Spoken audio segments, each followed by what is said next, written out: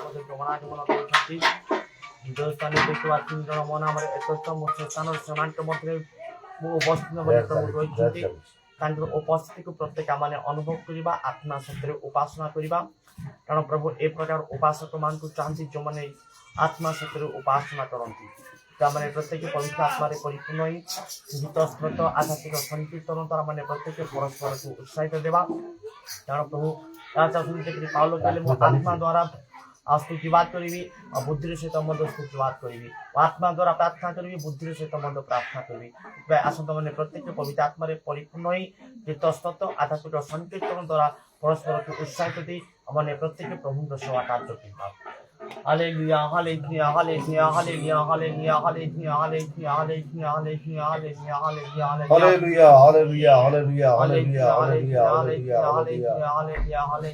hallelujah, hallelujah, hallelujah, hallelujah, hallelujah, hallelujah, hallelujah, hallelujah. प्रभु तुम्हारा नाम धन्यवाद धन्यवाद धन्यवाद धन्यवाद धन्यवाद धन्यवाद धन्यवाद धन्यवाद धन्यवाद स्वर्गवत पाताल जीवन परमेश्वर नाम धन्यवाद दोछु प्रशंसा करूछु गौरव दोछु धन्यवाद धन्यवाद यीशु धन्यवाद यीशु धन्यवाद यीशु धन्यवाद यीशु धन्यवाद यीशु धन्यवाद Yeshu hallelujah hallelujah hallelujah hallelujah hallelujah hallelujah hallelujah धन्यवाद धन्यवाद धन्यवाद धन्यवाद पवित्र पवित्र धर्म में नित्य जीवित सन्यासी परिषद आप उसमें समर्थ में सारे आदर महिमा डोर वर्ष पाइबा में केवल जजमंत परमेश्वर प्रभु नाम धन्यवाद तुझे गौरव तुझे वंदना तुझे हालेलुया गौरव पावती प्रशंसा पासो महिमा पापो में सारे आदर महिमा डोर वर्ष पाइबा में केवल जजमंत परमेश्वर प्रभु hallelujah hallelujah hallelujah hallelujah Hallelujah, hallelujah, hallelujah, hallelujah, hallelujah, hallelujah. Praise the Lord, praise the Lord, praise the Lord, praise the Lord, praise the Lord, praise the Lord, praise the Lord, praise the Lord, praise the Lord, praise the Lord, praise the Lord. प्रभु तुम्हारा नाम धन्यवाद धन्यवाद जय यीशु के रक्त hallelujah praise the Lord सारे आदर महिमा गौरव समर्पण पाया प्रभु में केवल जजमंत परमेश्वर प्रभु संपूर्ण में आत्मिक मनाय प्रभु हालेलुया आज सवा कार्य को प्रभु महास्तरी समर्पण करूं प्रभु हालेलुया हालेलुया हालेलुया धन्यवाद धन्यवाद धन्यवाद धन्यवाद hallelujah hallelujah hallelujah hallelujah hallelujah hallelujah हमारे प्रत्येक जन को प्रभु हालेलुया हालेलुया हालेलुया पवित्र आत्मा से ढाली दियो प्रभु हालेलुया आत्मा का वृष्टि हो प्रभु आत्मा का गमनागमन बने हो प्रभु हालेलुया पवित्र आत्मा का उपस्थिति हो प्रभु हालेलुया सब डोर में पहुंचो प्रशंसा पहुंचो महिमा पाओ हालेलुया गौरव चमरव स्तुति पूजा प्रशंसा आराधना पाइबा केवल जगवंत परमेश्वर प्रभु धन्यवाद धन्यवाद धन्यवाद धन्यवाद धन्यवाद धन्यवाद धन्यवाद धन्यवाद धन्यवाद hallelujah hallelujah hallelujah hallelujah hallelujah hallelujah उदारा बादशाह डाला बानिया बाला बालिया बाला बारा बारा बारा बारा बाप उधरे बिने बिने बिने बारा बारा बारा बारा बारा बारा बारा बाप होली होली होली होली होली होली होली होली होली धन्यवाद यीशु धन्यवाद यीशु धन्यवाद धन्यवाद धन्यवाद सब गौरव पाओ प्रशंसा पाओ महिमा पाओ में सारे आदर महिमा गौरव समर्पण पाया टूट में केवल जगवंत परमेश्वर hallelujah praise the Lord thank you Jesus पवित्र मंडल वृत्त जीवित सन्यासी परिषद आप उसमें समर्पण नाम को धन्यवाद तुझे प्रशंसा तुझे महिमान्वित करछु प्रभु hallelujah hallelujah hallelujah hallelujah hallelujah hallelujah दिवस सूर्य को रात्रि चंद्रमा मान को आघात करा नहीं प्रभु किंतु तुम्हें मान को दक्षिण और पार्श्व छाया लो तुम से धर्म दक्षिण हस्त द्वारा प्रभु तुम्हें हमारे उसमें आवर रचना प्रभु से नाम को धन्यवाद कुछ प्रभु आज सेवा कार्य को प्रभु तुम हस्त समर्पण कुछ आत्मा सत्य उपासना तेरा पद में साथ करो अनुग्रह करो आशीर्वाद करो प्रभु हालेलुया हालेलुया हालेलुया हालेलुया सब गौरव पासु प्रशंसा पासु महिमा पाओ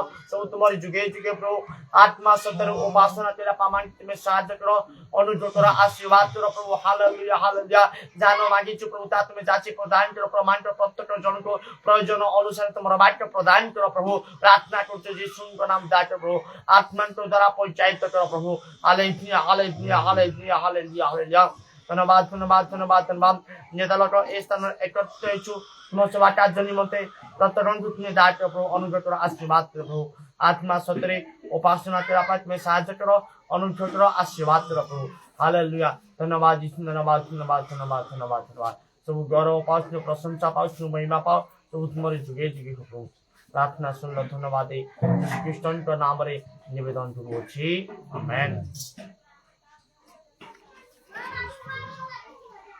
Praise the Lord. Hallelujah. तुम पहुँचे चालीबी यीशु तुम पहुँचे चालीबी जीवन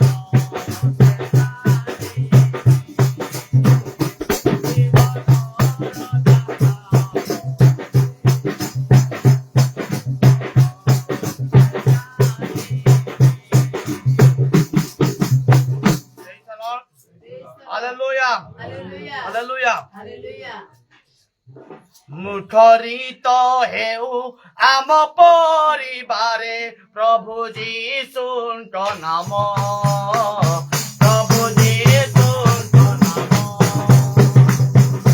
ମୁଠରିତ ହେଉ ଆମ ପରିବାରେ ପ୍ରଭୁ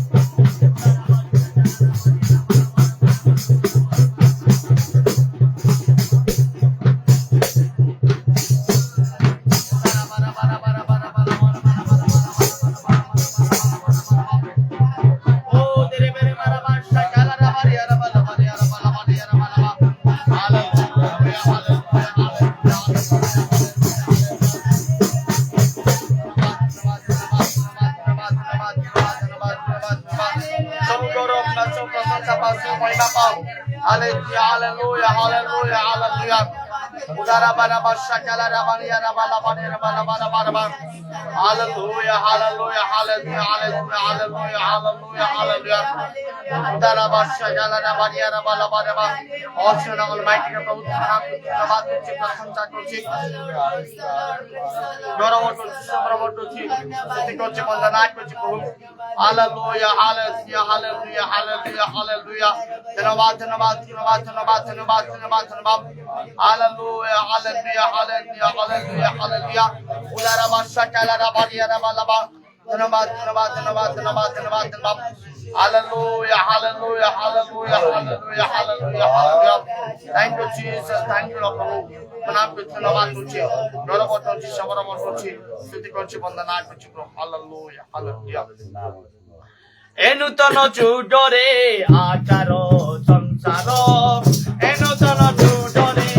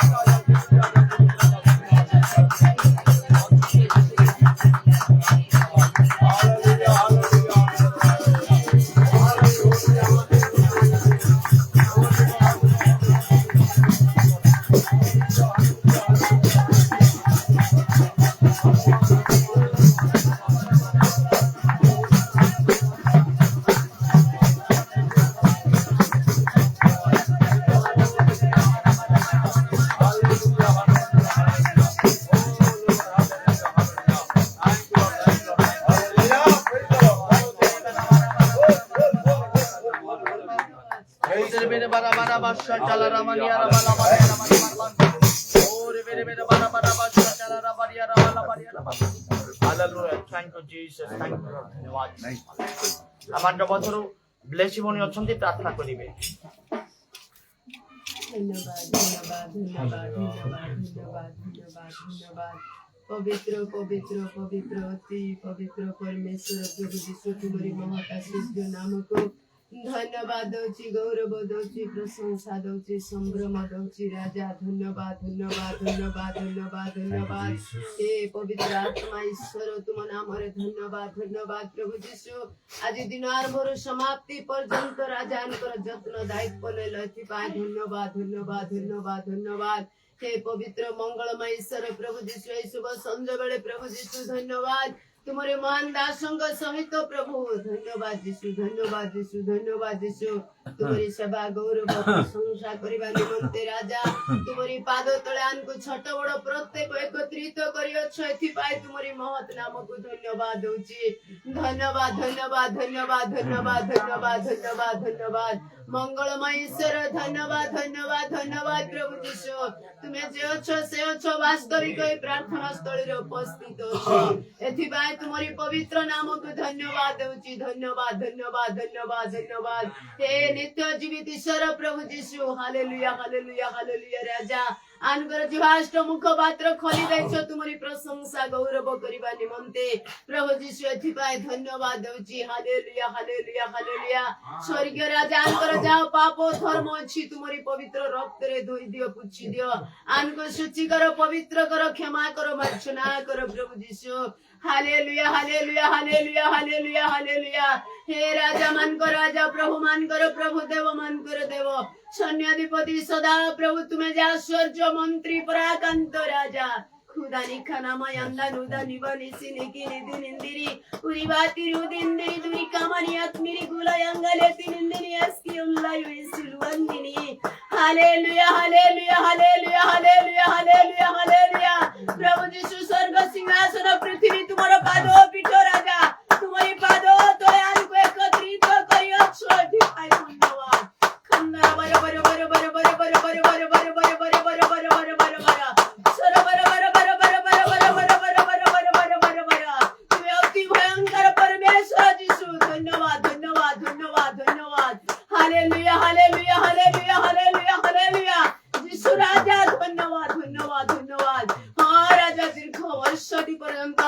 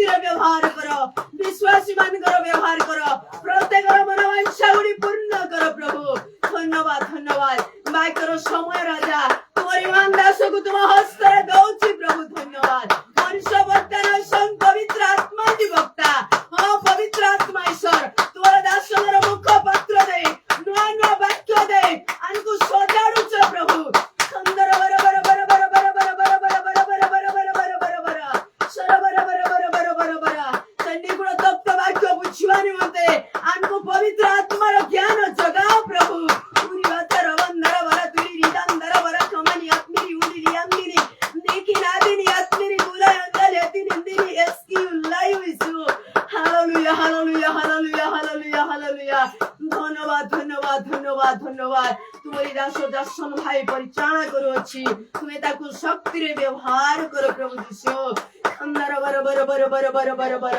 सर बर बर बर बर बर बर मंगलमय ईश्वर धन्यवाद धन्यवाद धन्यवाद धन्यवाद आरंभ शेष पर्यंत उपस्थित हो राजा हालेलुया हालेलुया हालेलुया प्रार्थनार भूल त्रुटि छिले मध्य क्षमा दियो प्रभु तुम यज्ञर समस्त प्रार्थना शुणिछ बोली पिता यीशु नाम रे प्रार्थना करूअछि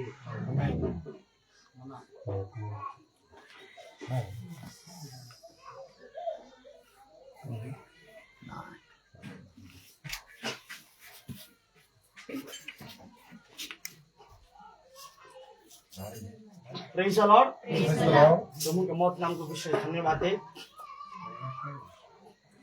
प्रभु आज आमको सुंदर समय सुजग प्रभु देइछंती तांको सेवा कार्य करिया पाई तांको परम आज आमको प्रभु आउ प्रकाश करछंती तांको पुत्रनको द्वारा कृष्णनको द्वारा प्रकृत प्रेम आज प्रभु आज आमको प्रभु देइछंती जा पूर्व निरूपित संकल्प प्रभु रखिथिले आउ से जो प्रेम रखिथिले आमको निमंते से प्रेम आज आमको जीवन रे आउ प्रभु से प्रेम को आज आमको प्रकाश करिछंती ता केमिति प्रकाश करछंती से प्रेम को जेपि आउ से प्रेम नगर रे प्रभु को दास पास्टर बेंजामिन बेहरा बात प्रचार करथिले से ए सब्जेक्ट को नेकी आउ से पवित्र आत्मा को द्वारा ईश्वर को प्रेम को सामान को कौन करछंती से परिव्याप्त से करिछंती से केवल पवित्र आत्मा को द्वारा कारण या पराक्रम द्वारा नुहे कि बल द्वारा नुहे जिखिर तार चारि छरे यह आत्मा को द्वारा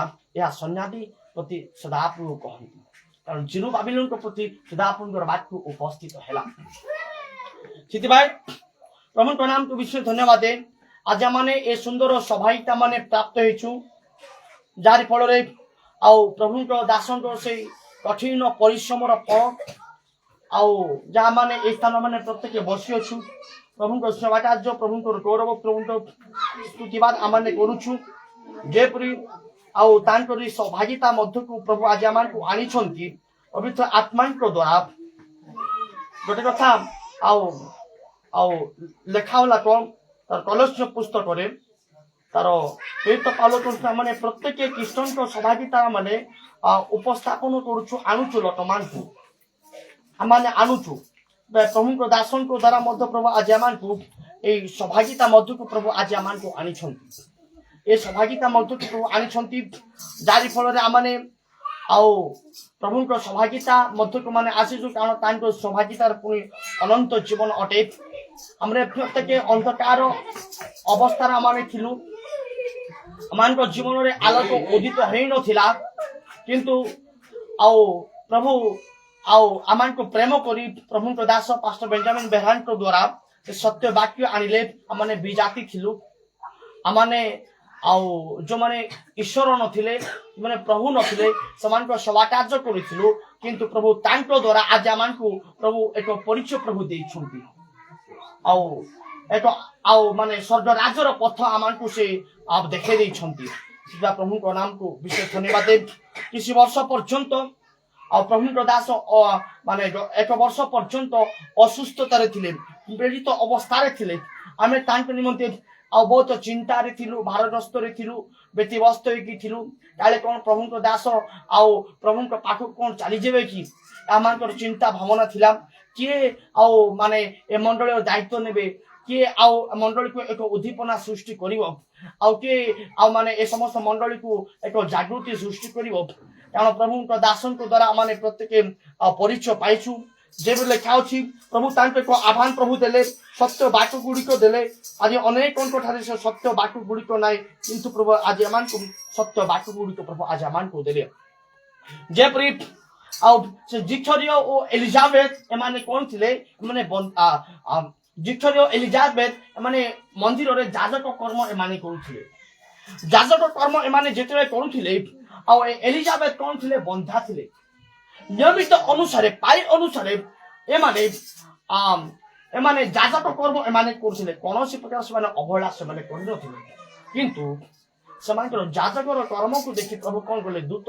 ତାଙ୍କ ମଧ୍ୟକୁ ଆସିଲା ଜିକ୍ଷରୀୟ ତୁମର ନିବେଦନ ସବୁ ଶୁଣା ଯାଇଛି ତୁମେ ଭୟ କର ନାହିଁ ଆଉ ଜିକ୍ଷର ଯେତେବେଳେ ଦେଖିଲେ ଆଉ ଆଉ ସେ ଦୂତଙ୍କୁ ସେତେବେଳେ ଆଉ ତୁମ ଭାର୍ଯ୍ୟା ଏଲିଜାବେଥ ସେ କଣ କରିବ ସେ ଗର୍ଭ ଧାରଣ କରିବ ଆଉ ସେ ଏକ ପୁତ୍ର ସେ ଜାତ କରିବ ସେ ତଦ୍ ଅନୁସାରେ ସେ ଏକ ପୁତ୍ର ଜାତ ହେଲେ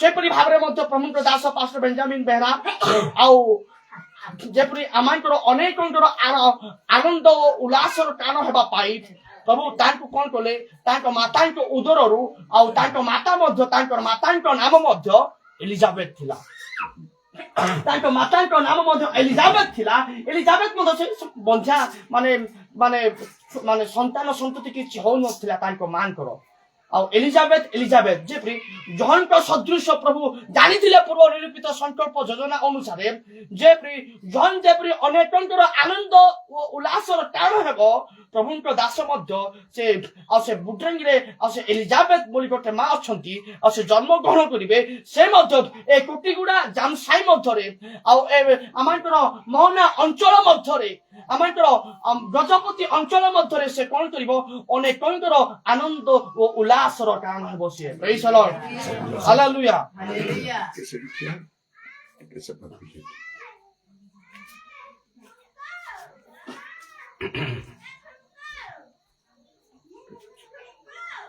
ସେ ଅନେକଙ୍କର ଆନନ୍ଦ ଓ ଉଲ୍ଲାସର କାରଣ ହେବ କାରଣ ଖାଉଛି ଜଣଙ୍କ ସମ୍ବନ୍ଧ କଥା କହିଲା ସେ ଏଲିୟନଙ୍କ ଆତ୍ମା ଓ ଶକ୍ତିରେ ସେ ଗମନାଗମନ କରିବ ଆଉ ସେ ପରାତ୍ପରଙ୍କ ଶକ୍ତି ତାଙ୍କ ଉପରକୁ ଆବରିବ ସେ ଆଉ ସେ ଜଣେ ଭାବାଦୀ ବୋଲି ସେ ଖ୍ୟାତ ବସେ ଜଣଙ୍କ ସମ୍ବନ୍ଧରେ କୁହାଗଲା ସେ ମାତାଙ୍କ ଉଦରରୁ ସେ କଣ ହେବେ ସେ ପବିତ୍ର ଆତ୍ମାର ସେ ପରିପୂର୍ଣ୍ଣ ହେବେ ସେ ମାତାଙ୍କ ଉଦରରୁ ସେ ପବିତ୍ର ଆତ୍ମାର ସେ ପରିପୂର୍ଣ୍ଣ ହେବେ ସେ ଯେପରି କୁହାଗଲା ଲୁକ ତାର ଏକ ଅଧ୍ୟାୟ ତାର 66 ପଦ ମଧ୍ୟରେ କୁହାଗଲା କଣ ସେ ସ୍ଥାନରେ ଆଉ ହେ ଶିଶୁ ତୁ ମଧ୍ୟ ପରାତ୍ପରଙ୍କ ଭାବାଦୀ ବୋଲି ଖ୍ୟାତ ହେବୁ କାରଣ ଅନ୍ଧକାର ଓ ମୃତ୍ୟୁ ଛାୟାରେ ବସୁଥିବା ଲୋକକୁ ଆଲୋକ ଦେବା ନିମନ୍ତେ ପୁଣି ଆମଙ୍କ ପଥ ଶାନ୍ତି ପଥକୁ ଆଣିବା ନିମନ୍ତେ ଆମମାନଙ୍କର ଈଶ୍ୱରଙ୍କର ଯେଉଁ ସ୍ନେହପୂର୍ଣ୍ଣ କରୁଣା ହେତୁ ଆମମାନଙ୍କ ପ୍ରତି ଉର୍ଦ୍ଧ୍ୱରୁ ସୂର୍ଯ୍ୟୋଦୟ ହେବ ପ୍ରେଜ୍ ଦ ଲର୍ଡ ହାଲେଲୁୟା ସ୍ନେହପୂର୍ଣ୍ଣ କରୁଣା ହେତୁ ପ୍ରଭୁଙ୍କ ଲୋକମାନଙ୍କୁ ସେମାନଙ୍କର ପାପ ମୋଚନ ଦ୍ୱାରା ପରିତ୍ରାଣର ଜ୍ଞାନ ଦେବା ନିମନ୍ତେ ତୁ ତାଙ୍କର ପଥ ପ୍ରସ୍ତୁତ କରିବାକୁ ତାଙ୍କର ଅଗ୍ରଗାମୀ ହେବୁ ପ୍ରେଜ୍ ଦ ଲର୍ଡ ହାଲେଲୁୟା ଜଣଙ୍କ ବିଷୟରେ କହିଲା ତୁମେ କଣ କରିବ ପରିତ୍ରାଣର ପଥ ପ୍ରସ୍ତୁତ କରିବା ପାଇଁ ତୁମେ କଣ ହେବ ଅଗ୍ରଗାମୀ ହେବ ତୁମେ ଆଉ ତୁମେ ପରାତ୍ପରଙ୍କର ସେଇ ଭାବାଦୀ ବୋଲି ତୁମେ ଖ୍ୟାତ ହେବ ତୁମେ ଯେତେ ଲୋକମାନେ ମୃତ୍ୟୁର ଆଉ ଛାୟାର ଅବଶିଷ୍ଟ ଲୋକମାନେ ଥିଲେ ଅନ୍ଧକାରର ଲୋକମାନେ ଥିଲେ ଯେପରି ସେମାନେ ଜୀବନ ପାଆନ୍ତି ଆଉ ସେମାନେ ଯେପରି ଆଲୋକ ପ୍ରାପ୍ତ ହୁଅନ୍ତି ଏଇଥିପାଇଁ ପ୍ରଭୁ କଣ କହିଲେ ସେ ଜଣଙ୍କୁ କଥା କହିଲେ କଣ ତୁମେ ସେ ପରାତ୍ପରଙ୍କ ସେ ଭାବାଦୀ ବୋଲି ତୁମେ କଣ ହେବ ବିଖ୍ୟାତ ହେବ ସେ ମାତାଙ୍କ ଉଦରରୁ ସେ କଣ ହେବେ ସେ ସେ ପବିତ୍ର ଆତ୍ମାର ସେ ପୂର୍ଣ୍ଣ ହେବେ ସେ ପରିତ୍ରାଣର ପଥକୁ ସେ ପ୍ରସ୍ତୁତ କରିବେ ପରିତ୍ରାଣ ଜନକ ଜ୍ଞାନ ପ୍ରଭୁ ଦେବେ ତାଙ୍କ ଦ୍ୱାରା ଜଣଙ୍କ ଦ୍ୱାରା ପ୍ରଭୁଙ୍କ ନାମ ବିଶେଷ ଧନ୍ୟବାଦ ଆଜି ବି ଆମେ ପ୍ରକୃତ ଜ୍ଞାନ ମାନେ ପ୍ରାପ୍ତ ହେଇନଥିଲୁ ପ୍ରକୃତ ଜ୍ଞାନ ପ୍ରାପ୍ତ ହେଇନଥିଲୁ ଯାହା ପ୍ରକୃତ ଜ୍ଞାନ ଯାହା ଉର୍ଦ୍ଧ୍ୱର ଜ୍ଞାନ ଆଜି ଆମକୁ ଜଣଙ୍କ ସଦୃଶ ପ୍ରଭୁ କଣ କଲେ ମାତାଙ୍କ ଉଦରରୁ ପ୍ରଭୁଙ୍କ ଦାସ ପାଷ୍ଟର ବେଞ୍ଜାମିନ ବେହେରାଙ୍କୁ ଆଉ ପ୍ରଭୁ ତାଙ୍କୁ ମନୋନୀତ କଲେ ଆଉ ତାଙ୍କୁ ପ୍ରଭୁ ଆହ୍ୱାନ କଲେ ଯେପରି ତାଙ୍କ ଜନ୍ମ ସମୟରେ ଆମେ ଅନେକ ସାକ୍ଷ୍ୟ ଶୁଣିଥାଉ ସେ ପ୍ରଭୁଙ୍କ ସଭା କାର୍ଯ୍ୟ ନିମନ୍ତେ ତାଙ୍କୁ ମାନେ ଏକ ମାନେ ଉତ୍ସର୍ଗୀକୃତ କରାଯାଇଥିଲା ଉତ୍ସର୍ଗୀକୃତ କରାଯାଇଥିଲା ଯେପରି ଏ ପ୍ରଭୁଙ୍କ କାର୍ଯ୍ୟ କରିବ ତାହେଲେ ଆଉ ତାହେଲେ ମାନେ ଆମେ ଯୋଉ ସନ୍ତାନ ମାନେ ପ୍ରସବ କରିବୁ ସେ ପ୍ରଭୁଙ୍କ ନିମନ୍ତେ ପ୍ରଭୁଙ୍କ କାର୍ଯ୍ୟ ସେ କରିବ ତ ଅନୁସାରେ କଣ କଲେ ଆଉ ପ୍ରଭୁଙ୍କ କାର୍ଯ୍ୟ ପ୍ରଭୁଙ୍କ ଦାସ କଲେ ପ୍ରଭୁ ତାଙ୍କୁ ଆହ୍ୱାନ ପ୍ରଭୁ ଦେଇଥିଲେ ଯେପରି ଆମେ ସାକ୍ଷ୍ୟ ଶୁଣିଥାଉ ସେ ରାଇଜୁଗାରେ ଥିବା ସମୟରେ ଯେତେବେଳେ ସେ ଭାଲିପଙ୍କ ଯେତେବେଳେ ସ୍କୁଲ ଯାଉଥିଲେ ଯିବା ସମୟରେ ପ୍ରଭୁ ତାଙ୍କୁ ଚିର ଦୃଷ୍ଟି କରିକି ପ୍ରଭୁ ତାଙ୍କୁ ଅନଉଥିଲେ ଯେପରି ପ୍ରଭୁଙ୍କର ଆହ୍ୱାନ ତାଙ୍କ ପ୍ରତି ଥିଲା ପ୍ରଭୁଙ୍କ ଦୃଷ୍ଟି ତାଙ୍କ ପ୍ରତି ଥିଲା ଯେପରି ଆମେ ପ୍ରତ୍ୟେକ ତାଙ୍କ ଦ୍ୱାରା ଆଉ ମାନେ ତାଙ୍କ ଦ୍ୱାରା ଅର୍ଥାତ୍ ପ୍ରଭୁଙ୍କର ଅଭିଷେକ ତାଙ୍କ ଉପରକୁ ଆସିବ ପ୍ରଭୁଙ୍କ ଶକ୍ତି ତାଙ୍କ ଉପରକୁ ଆସିବ ତାଙ୍କ ଦ୍ୱାରା ଆମେ ଯେପରି କହିପାରିବା ମାନେ ପ୍ରତ୍ୟେକ ପରିତ୍ରାଣ ପାଇପାରିବା ସତ୍ୟ ସମ୍ବନ୍ଧରେ ମାନେ ପ୍ରତ୍ୟେକ ଜ୍ଞାନ ପ୍ରାପ୍ତ ହେଇପାରିବା ପରିତ୍ରାଣ ଜନକ ଜ୍ଞାନ ମାନେ ପ୍ରକୃତ ମାନେ ପ୍ରାପ୍ତ ହେଇପାରିବା ସେଥିପାଇଁ ପ୍ରଭୁଙ୍କ ନାମକୁ ବିଷୟ ଧନ୍ୟବାଦ ଦିନ ଆଜି ଦୀର୍ଘ ଦିନ ଧରି ଆଉ ଏ ସ୍ଥାନରେ ପ୍ରଭୁଙ୍କ ଦାସ ଅଛନ୍ତି ଆଉ ପ୍ରଭୁଙ୍କ ସେବା କାର୍ଯ୍ୟ କରିକି ଆସୁଛନ୍ତି ଆଜି ଅନେକ ମଧ୍ୟ ଉଦ୍ଦୀପିତ ହଉଛନ୍ତି ଆମମାନଙ୍କ ମଣ୍ଡଳୀ ମଧ୍ୟରେ ଜାଗୃତି ସେ ଆତ୍ମାଙ୍କର ମାନେ ଅଭିଷେକ ଆଜି ପ୍ରତ୍ୟେକ ଲୋକଙ୍କ ଉପରେ ଆସୁଛି ଯେପରି ପ୍ରତ୍ୟେକ ପ୍ରଭୁଙ୍କ ରାଜ୍ୟ ନିମନ୍ତେ ଯୋଗ୍ୟ ପ୍ରସ୍ତୁତ ହେଇପାରିବେ ଆଉ ସେଥିପାଇଁ ପ୍ରଭୁଙ୍କ ଦାସଙ୍କ ନିମନ୍ତେ ମଧ୍ୟ ଆମଙ୍କର ପ୍ରାର୍ଥନା ଥିଲା ଆମଙ୍କର ଆଶା ଥିଲା ଆମଙ୍କର ଭରସା ଥିଲା ଯେପରି ପ୍ରଭୁଙ୍କ ଦାସଙ୍କୁ ଆମମାନଙ୍କ ମଣ୍ଡଳୀ ମଧ୍ୟରେ ପ୍ରଭୁ ଯେପରି ଆଣିବେ ଆଉ ପ୍ରଭୁ ତାଙ୍କ ଦ୍ୱାରା ଏକ ମହତ୍ମ କାର୍ଯ୍ୟ ପ୍ରଭୁ କରିବେ ମଣ୍ଡଳୀ ମାନେ ଉଦ୍ଦୀପିତ ହେଇପାରିବ ମଣ୍ଡଳୀ ଯେପରି ଉଦ୍ଧାର ପ୍ରାପ୍ତ ହେଇପାରିବ ପ୍ରଥମ ପୁନରୁତ୍ଥାନର ଅଂଶୀଦାର ହେବେ ଯେପରି ଚକ୍ଷୁର ପଲକରେ ଶେଷ ତୁରିଝରରେ ଏକ ମୁହୂର୍ତ୍ତରେ ଆମର ଯେପରି ପ୍ରତ୍ୟେକ ପରିବର୍ତ୍ତିତ ହେବା କାରଣ ରେ ମୃତ୍ୟୁ କାହିଁ ତୋର ନାଉର ରେ ମୃତ୍ୟୁ କାହିଁ ତୋର ଜୟ ମୃତ୍ୟୁର ବଳ ଆଉ ବ୍ୟବସ୍ଥା ନାହିଁ କିନ୍ତୁ ପ୍ରଭୁ କଣ କଲେ ଆଉ ସେ ଶୈତାନର କାର୍ଯ୍ୟକୁ ବିନାଶ କଲେ ଆତ୍ମାଙ୍କର କାର୍ଯ୍ୟକୁ ବହୁ ରୂପେ ସ୍ଥାନିତ କଲେ କାରଣ କିଛି ଦିନ ତଳେ ପ୍ରଭୁଙ୍କ ଦାସ ଆସିବା ପୂର୍ବରୁ ତାର ଚାଲିକି ବାହାରିବ ଆଉ ସମୟରେ ମୁଁ ଆଜି ଦିନରେ ମୁଁ ଗୋଟେ ସ୍ୱପ୍ନ ଦେଖିଥିଲି କଣ ଆଉ ପ୍ରଭୁଙ୍କ ଦାସ ଆସନ୍ତି ମିଟିଂ ନଉଛନ୍ତି ଆଉ ଆମଙ୍କର ଅଞ୍ଚଳ ମଧ୍ୟରେ ଯେତେବେଳେ ଜଣେ ବୃଦ୍ଧ ଲୋକ ଆସି ତାଙ୍କୁ ଛୁରୀ ମାରିବା ପାଇଁ ଯେତେବେଳେ ଆସୁଛନ୍ତି ସେତେବେଳେ ପ୍ରଭୁଙ୍କ ଦାସ ତାଙ୍କ ହାତକୁ ଧରିଦେଲେ ଧରିବା ସମୟରେ ତାଙ୍କୁ ଧରିକି ତଳେ ଚାଚି ତାକୁ ପକେଇଦେଲେ ତାଙ୍କୁ ସେତେବେଳେ ପ୍ରଭୁଙ୍କ ଦାସ କଣ କରୁଛନ୍ତି ଆତ୍ମାଙ୍କର ଶୈତାନର କାର୍ଯ୍ୟକୁ ପ୍ରଭୁ ବିନାଶ କଲେ ଆତ୍ମାଙ୍କ କାର୍ଯ୍ୟକୁ ବହୁ ରୂପେ ସାଧିତ କଲେ ଆଉ ଗୋଟେ ବର୍ଷ ପ୍ରଭୁଙ୍କ ଦାସ 6 ମାସକୁ ଥରେ ଆସିଥାନ୍ତି କିନ୍ତୁ ଏଥର ସେ 6 ମାସକୁ ଥରେ ଆସିଲେ ନାହିଁ ତାଙ୍କର ସେ ଦେହ ଅସୁସ୍ଥତା ହେବା ହେତୁ କାରଣ ସେ ପ୍ରଭୁଙ୍କର ମହିମାକୁ ଦେଖି ସେ କଣ ଦେହ ଅସୁସ୍ଥତା ହେଲେ ଆମମାନଙ୍କ ମଧ୍ୟରେ ଅନେକ ଚିନ୍ତା ଥିଲା ଆମମାନଙ୍କ ମଧ୍ୟରେ ଅନେକ ଦୁଃଖ ମଧ୍ୟ ଥିଲା ପ୍ରଭୁଙ୍କର ପ୍ରାର୍ଥନା ମଧ୍ୟ ଥିଲା ଯେ ସେ କଣ ଆସିପାରିବେ ନାହିଁ କି ପ୍ରଭୁ ଆଉ ସେ ମଣ୍ଡଳୀକୁ କଣ ଆସିପାରିବେ ନାହିଁ ଆଉ ତୁମେ କଣ ନେଇକି ଯିବ କି ପ୍ରଭୁ ତୁମ ରାଜ୍ୟ ମଧ୍ୟକୁ କିନ୍ତୁ ଆମମାନଙ୍କ ପ୍ରତ୍ୟେକ ଜଣଙ୍କର ପ୍ରାର୍ଥନା ପ୍ରଭୁ ଶୁଣିଲେ ଶୁଣି ପ୍ରଭୁ କଣ କଲେ ଆମମାନଙ୍କ ମଣ୍ଡଳୀ ମଧ୍ୟକୁ ପ୍ରଭୁ କଣ କଲେ ଆଉ ପ୍ରଭୁଙ୍କ ଦାସକୁ ମଧ୍ୟ ଆଣିଛନ୍ତି ଆଉ ପ୍ରତ୍ୟେକ ଉଦ୍ଦୀପିତ ହଉଛନ୍ତି ସେଥିପାଇଁ ପ୍ରଭୁଙ୍କ ନାମକୁ ବିଶେଷ କରି ମୁଁ ପ୍ରଭୁଙ୍କୁ ବିଶେଷ ଧନ୍ୟବାଦ ଦିଏ ପ୍ରେଜ୍ ଦ ଲର୍ଡ ହାଲେଲୁୟା ତାଙ୍କ ଦ୍ୱାରା ପ୍ରଭୁ ଆଜି ଆମମାନଙ୍କୁ ଏହି ସ୍ଥାନ ମଧ୍ୟରେ ପ୍ରଭୁ କଣ କରିଛନ୍ତି ଏକ ଆଲୋକ ପ୍ରଦାନ ପ୍ରଭୁ ଆଜି ଆମମାନଙ୍କୁ କରିଛି ଯେପରି ମାଥ୍ୟୁ ପୁସ୍ତକରେ ଗୋଟେ ଲେଖା ଅଛି ଏ ସ୍ଥାନରେ କଣ ତାର 5 ଅଧ୍ୟାୟ ତାର 15 ପଦରେ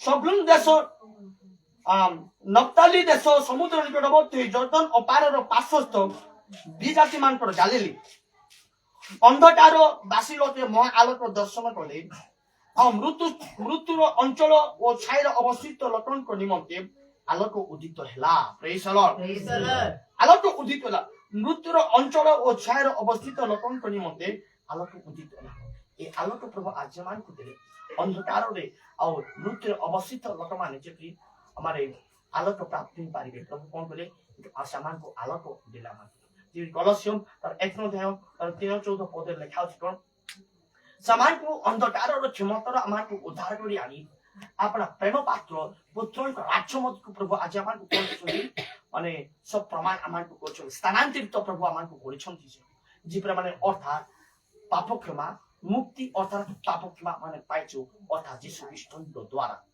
ଯୀଶୁ ଖ୍ରୀଷ୍ଟଙ୍କ ଦ୍ୱାରା ମୁକ୍ତି ଅର୍ଥାତ୍ ମାନେ ପ୍ରତ୍ୟେକ ପାପ କ୍ଷମା ପାଇଛୁ ଏ ଅନ୍ଧକାରରେ ଯେପରି ଆଲୋକ ଉଦିତ ହେଇପାରିବ ଲେଖା ଅଛି ଆଉ ପ୍ରଥମ ପିତର 2:9 ଲେଖା ଅଛି ସେ ଅନ୍ଧକାରର କ୍ଷମତାର ଆମକୁ ଉଦ୍ଧାର କରି ଆଣି ଆମକୁ କଣ ଆପଣ ଆଶ୍ଚର୍ଯ୍ୟ ଆଲୋକ ମଧ୍ୟକୁ ପ୍ରଭୁ ଆଜି ଆମକୁ କଣ କରୁଛନ୍ତି ଆହ୍ୱାନ ଆମକୁ କରିଛନ୍ତି ପ୍ରଭୁ ଆଜି ଆମକୁ ଆହ୍ୱାନ ପ୍ରଭୁ କରୁଛନ୍ତି ତାଙ୍କର ଗୁଣ ଜ୍ଞାନ କୀର୍ତ୍ତନ କରିବା ପାଇଁ ଆଜି ଅନେକ ତାଙ୍କ ଗୁଣଗାନ କୀର୍ତ୍ତନ କରନ୍ତି ନାହିଁ, ତାଙ୍କ ସଭା କାର୍ଯ୍ୟ କରନ୍ତି ନାହିଁ, ଉପାସନା କରନ୍ତି ନାହିଁ, ଆତ୍ମା ସତ୍ୟର ଉପାସନା କରନ୍ତି ନାହିଁ। କିନ୍ତୁ ଯୋଉ ଆତ୍ମା ସତ୍ୟର ଉପାସନା ପ୍ରଭୁ ଆଜି ଆମକୁ ପ୍ରଭୁ ଦେଇଛନ୍ତି, ଆତ୍ମା ହେଲା ପବିତ୍ର ଆତ୍ମା ଆଜି ଅନେକଙ୍କ ଠାରେ ନାହିଁ। କିନ୍ତୁ ପ୍ରଭୁଙ୍କ ଦାସ ଆଉ ପାଷ୍ଟର ବେଞ୍ଜାମିନ ମେହେରାଙ୍କ ଦ୍ୱାରା ଆଜି ପ୍ରଭୁ ଆମକୁ ପ୍ରକୃତ ଆତ୍ମା ଓ ସତ୍ୟର ଉପାସନା ତାଙ୍କ ମଧ୍ୟରେ ପ୍ରଭୁ ଆଜି ଆମକୁ ଜ୍ଞାତ କରେଇଲେ।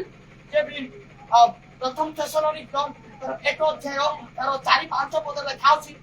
ଆଉ ଆଜି ଅନେକ ସଭା କାର୍ଯ୍ୟ କରନ୍ତି, ଉପାସନା କରନ୍ତି, ବାକ୍ୟ ନେଇକି ଯାଆନ୍ତି। ଯେଉଁମାନେ ସୁସମାଚାର ଆଣନ୍ତି ସେମାନଙ୍କର ପାଦ କିପରି ସଭାଯୁକ୍ତ ପର୍ବତରେ ଲେଖାଉଛି। କିନ୍ତୁ ଯେଉଁମାନଙ୍କର ପାଦ ସଭାଯୁକ୍ତ ଯେମିତି ଲେଖାଉଛି, ବେଦ ପାଉଲ କଥା କଲେ ଆମେ ଯେତେବେଳେ ତୁମମାନଙ୍କ ମଧ୍ୟକୁ ସୁସମାଚାର ଆଣିଥିଲୁ, ସେତେବେଳେ ଖାଲି ବାକ୍ୟରେ ନୁହେଁ, କିନ୍ତୁ ପବିତ୍ର ଆତ୍ମା ଶକ୍ତି ଓ ନିଶ୍ଚୟତାର ସହିତ ଆମେ ତୁମମାନଙ୍କ ମଧ୍ୟରେ କଣ ଆଣିଥିଲୁ? ସୁସମାଚାର ଆଣିଥିଲୁ। ଉପସ୍ଥିତ ହେଇଥିଲୁ। ମାନେ କଣ 3 ଜିନିଷ, ଏକ ହେଲା ପବିତ୍ର ଆତ୍ମା, 2ରେ ଶକ୍ତି, 3ରେ ନିଶ୍ଚୟତା, ଗ୍ୟାରେଣ୍ଟି।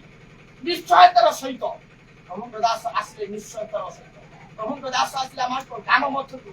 ଆଉ ପବିତ୍ର ଆତ୍ମାରେ ସେ ଆସିଲେ ପ୍ରଭୁଙ୍କ ଦାସ, ଆଉ ଶକ୍ତିର ସହିତ ସେ ଆସିଲେ। ଆଉ ପ୍ରଭୁଙ୍କ ଦାସ ଯଦି ପବିତ୍ର ଆତ୍ମାର ସହିତ ଆସିନଥାନ୍ତେ, ସତ୍ୟର ସହିତ ଆସିନଥାନ୍ତେ, ନିଶ୍ଚୟତାର ସହିତ ଆସିନଥାନ୍ତେ, ହେଲେ ଆମମାନେ ବଦଳି ନଥାନ୍ତୁ, ମାନେ ପରିବର୍ତ୍ତନ ହେଇନଥାନ୍ତୁ। ମାନେ ଆଜି ଅନେକ ପରିବର୍ତ୍ତନ ହଉନାହାନ୍ତି, କାହିଁକି ନା ପବିତ୍ର ଆତ୍ମା ନଥିବା ହେତୁ, ଶକ୍ତିର ସହିତ ସୁସମାଚାର ନ ନେବା ହେତୁ, আবার নিশ্চয়তার সহিত ଯିବା ହେତୁ, ସୁସମାଚାରକୁ ବ୍ୟବହାର ନ କରିବା ହେତୁ ଆଜି ଅନେକ ପରିବର୍ତ୍ତନ ହଉନାହିଁ। ଆମେମାନେ ମଧ୍ୟ ପରିବର୍ତ୍ତନ ହେଇନଥାନ୍ତୁ, କାରଣ ପ୍ରଭୁଙ୍କ ଦାସ ପବିତ୍ର ଆତ୍ମା ଓ ଶକ୍ତି ନିଶ୍ଚୟତାର ସହିତ ଆସିନଥାନ୍ତି। କିନ୍ତୁ ପବିତ୍ର ଆତ୍ମା ଶକ୍ତି ନିଶ୍ଚୟତାର ସହିତ ଆସିଥିବା ହେତୁ ଆଜି ଆମେ ପ୍ରତ୍ୟେକ ପରିବର୍ତ୍ତିତ ହେଇଛୁ। ଆଉ ପ୍ରଭୁଙ୍କ ସେବା କାର୍ଯ୍ୟ କରୁଛୁ, ପ୍ରଭୁଙ୍କ ଗୌରବ କରୁଛୁ, ପ୍ରକୃତ ପରିଚୟ ପାଇଛୁ। ଯେପରି ଜୟଙ୍କ ଦ୍ୱାରା ଯେପରି କଣ କରାଗଲା, ସ୍ୱର୍ଗ ରାଜ୍ୟର ପଥ, ପରିତ୍ରାଣର ପଥ ଆଉ ଦେଖିବା ପାଇଁ ପ୍ରଭୁ ତାଙ୍କୁ କଣ କଲେ, ମାତୃ ଗର୍ଭରୁ ତାଙ୍କୁ କଣ କଲେ, ପବିତ୍ର ଆତ୍ମାରେ ତାଙ୍କୁ ପରିପୂର୍ଣ୍ଣ କଲେ। ସେଥିପାଇଁ ସେ ପବିତ୍ର ଆତ୍ମାଙ୍କ ଦ୍ୱାରା ଅଭିଷିକ୍ତ ସେ ଆଉ ପ୍ରଭୁଙ୍କ ଦାସଙ୍କୁ ଆଜି ଆମମାନଙ୍କ ମଧ୍ୟରେ ଗ୍ରହଣ କଲେ। ଆଉ ତାଙ୍କ ଦ୍ୱାରା ମଧ୍ୟ ଆମେ ପ୍ରତ୍ୟେକ ଅଭିଷେକ ପ୍ରାପ୍ତ ହେଇଛୁ। ପ୍ରେଜ୍ ଦ ଲର୍ଡ, ହାଲେଲୁୟା। ଆଜି ସଭା କାର୍ଯ୍ୟ ବହୁତ ସୁନ୍ଦର ଭାବରେ ଚାଲିଛି। କିଛି ଦିନ ପର୍ଯ୍ୟନ୍ତ ବିଭିନ୍ନ ସ୍ଥାନ ବୁଲି ପ୍ରଭୁଙ୍କ କାର୍ଯ୍ୟ ଆଉ ପ୍ରଭୁଙ୍କ କାର୍ଯ୍ୟ ପ୍ରଭୁ କଲେ। ପ୍ରଭୁଙ୍କ ଦାସ ଆଉ ପ୍ରଭୁଙ୍କ କାର୍ଯ୍ୟ କଲେ। ବିଭିନ୍ନ ମଣ୍ଡଳୀ ମଧ୍ୟକୁ ଯା ମାନଙ୍କର ଯେତେ ସବୁ ମଣ୍ଡଳୀ ଅଛି, ସମସ୍ତ ପ୍ରତିବନ୍ଧକକୁ ପ୍ରଭୁ ବନ୍ଦ କଲେ। ଶୈତାନର କାର୍ଯ୍ୟକୁ ମଧ୍ୟ ପ୍ରଭୁ ବିନାଶ କଲେ। ବାସ୍ତବିକ ଭାବେ ପ୍ରଭୁ ଆତ୍ମଙ୍କର କାର୍ଯ୍ୟ ଗୁଡ଼ିକ ପ୍ରଭୁ ସାଧିତ ପ୍ରଭୁ କଲେ। ମଣ୍ଡଳୀ ଉଦ୍ଦୀପିତ ହେଲା, ଆଉ ମଣ୍ଡଳୀ ଉଦ୍ଦୀପିତ ହେଲା। ଆଉ କାଲିକି ରହି ପରଦିନକୁ ପ୍ରଭୁଙ୍କ ଦାସ ଚାଲିଯିବେ। ଆଉ କାଲିକି ଲାଷ୍ଟ ମିଟିଂ, ଯେପରି ପ୍ରଭୁଙ୍କ ଦାସ ରହିବେ। ଆଉ ପରଦିନକୁ ମାନେ ଆଉ ସେ ପ୍ରଭୁଙ୍କ ଦାସ ଚାଲିଯିବେ। ପ୍ରଭୁଙ୍କ ଦାସଙ୍କ ସହିତ ଆମେ ଯିବୁ। ସେଥିପାଇଁ ଆଉ ପ୍ରଭୁଙ୍କ ଦାସଙ୍କ ନିମନ୍ତେ ମଧ୍ୟ ଆମେ ପ୍ରତ୍ୟେକ ପ୍ରାର୍ଥନା କରିବା, ଯେପରି ତାଙ୍କ ସଭାରେ ତାଙ୍କ କାର୍ଯ୍ୟରେ ପ୍ରଭୁ ଯେପରି ପ୍ରଭୁ ତାଙ୍କୁ ମାଇତ୍ରୀ ଭାବରେ ପ୍ରଭୁ ୟୁଜ୍ କରିବେ। ପ୍ରେଜ୍ ଦ ଲର୍ଡ, ହାଲେଲୁୟା, ହାଲେଲୁୟା। ତାକୁ ବିଶ୍ୱାସ କରନ୍ତୁ।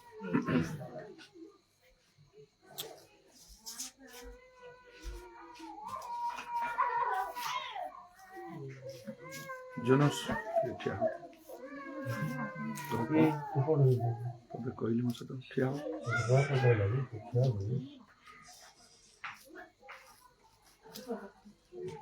सही जगह पे।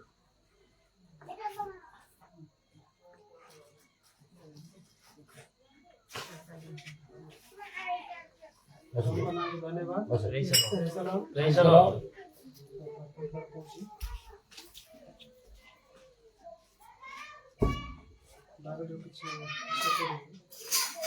ଟିକେ ପାର୍ଟି କରିବି, ଟିକେ ପାର୍ଟି କରିବ। ଲୋକ ତାର 4 ଅଧ୍ୟାୟର 5 ପଦ ଲେଖା ଅଛି।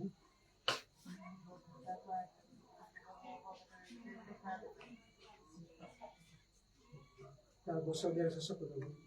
ପୁଣି ଯୀଶୁ ସିମୋନକୁ କହିଲେ, ଭୟ କର ନାହିଁ, ଆଜିଠାରୁ ତୁମେ ମନୁଷ୍ୟ ଧରିବା ଶିଖ। ପ୍ରେଜ୍ ଦ ଲର୍ଡ। ଆଜି ପୃଥିବୀରେ ଅନେକ ଅଛନ୍ତି ଏପରି ପ୍ରଭୁଙ୍କ କାର୍ଯ୍ୟ କରିବା ପାଇଁ ଛିଡ଼ା ହୁଅନ୍ତି, କିନ୍ତୁ କରିପାରନ୍ତି ନାହିଁ, ଯେହେତୁ ସେମାନଙ୍କ ଠାରେ ସେ ପ୍ରକାର ଭାବରେ ଈଶ୍ୱରଙ୍କର କାର୍ଯ୍ୟ ଜ୍ଞାନ ନାହିଁ, ଯେହେତୁ ସେମାନଙ୍କ ଅନ୍ତରରେ ପବିତ୍ର ଆତ୍ମା ନାହାନ୍ତି। ଯେହେତୁ ସେମାନେ ଟଙ୍କା ପଇସା ଦ୍ୱାରା ଅନେକଙ୍କୁ କଥା କହିବା, ଏଇଟା ଏକ କିଛି ଭାବରେ ଈଶ୍ୱରଙ୍କର ସେବା କାର୍ଯ୍ୟ ବା ମଣ୍ଡଳୀର ସେବା କାର୍ଯ୍ୟ କରିବାକୁ ଚାହାନ୍ତି, ଲୋକମାନଙ୍କୁ ପରିବର୍ତ୍ତନ କରିବାକୁ ଚାହାନ୍ତି, କିନ୍ତୁ ସେମାନେ କରିପାରନ୍ତି ନାହିଁ। ଯେତେବେଳେ ଯୀଶୁ ପିତରଙ୍କୁ କହିଲେ ଭୟ କର ନାହିଁ, ଆଜିଠାରୁ ତୁମେମାନେ ମଣିଷ ଧରିବା ଶିଖିବ। କିନ୍ତୁ ତା ପୂର୍ବରୁ ସେମାନେ ବହୁତ ମାଛ ଧରିବା ପାଇଁ ଚେଷ୍ଟା କରିଥିଲେ ରାତି ସାରା, କିନ୍ତୁ ସେମାନେ ମାଛ ଧରିପାରିଲେ ନାହିଁ। ଯେହେତୁ ଯୀଶୁ ପୁଣି ଥରେ ସେମାନଙ୍କୁ କହିଲେ ତୁମେ ଗଭୀର ଜଳକୁ ଜାଲ ପକାଅ, ତାହେଲେ ତୁମେ ମାଛ ଧରିବ। ଠିକ୍ ସେପରି ଭାବରେ ପିତର ଗଭୀର ଜଳକୁ ଜାଲ ପକାଇଲେ, ପୁଣି ସେମାନଙ୍କ ଜାଲ ଛିଣ୍ଡିବାକୁ ଲାଗିଲା। ଠିକ୍ ସେପରି ଭାବରେ ଆଜି ଅନେକ ପ୍ରଚାର କରନ୍ତି, ସେବା କାର୍ଯ୍ୟ କରନ୍ତି, କିନ୍ତୁ ସେମାନେ ଯେପରି ସମୁଦ୍ରରେ ଗଭୀର ଭାବରେ ଭିତରକୁ ଜାଲ ପକାନ୍ତି ନାହିଁ, ସାଇଡ୍ରେ ଯେପରି ଜାଲ ପକାନ୍ତି ସେପରି ଭାବରେ ସାଇଡ୍ରେ ପ୍ରଭୁଙ୍କର ସେବା କାର୍ଯ୍ୟ ମାନେ କମ୍ ଭାବରେ କରନ୍ତି, ମନ ପ୍ରାଣ ଦେଇକି ଗଭୀର ଭାବରେ କରନ୍ତି। ତଦ୍ୱାରା ସେମାନଙ୍କର ସେବା କାର୍ଯ୍ୟ ଏବଂ ସେମାନଙ୍କର ସକ୍ସେସ୍ ଠିକ୍ ଭାବରେ ହୁଏ। ଠିକ୍ ସେପରି ଭାବରେ ତାପରେ ଯୀଶୁ ଶିଷ୍ୟମାନଙ୍କୁ କହିଲେ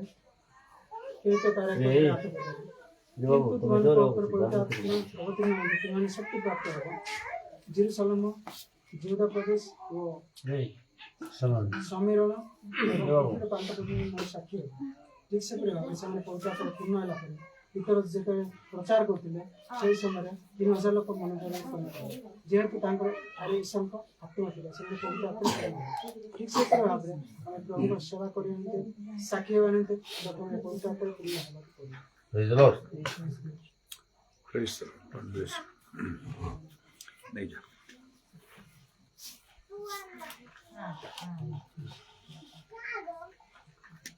ऑडियो के देखिए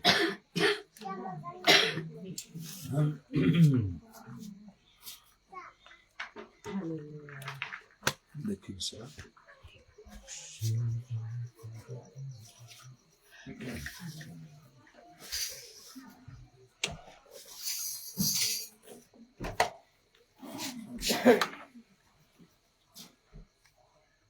Praise the Lord. Praise the Lord. Hallelujah. Hallelujah.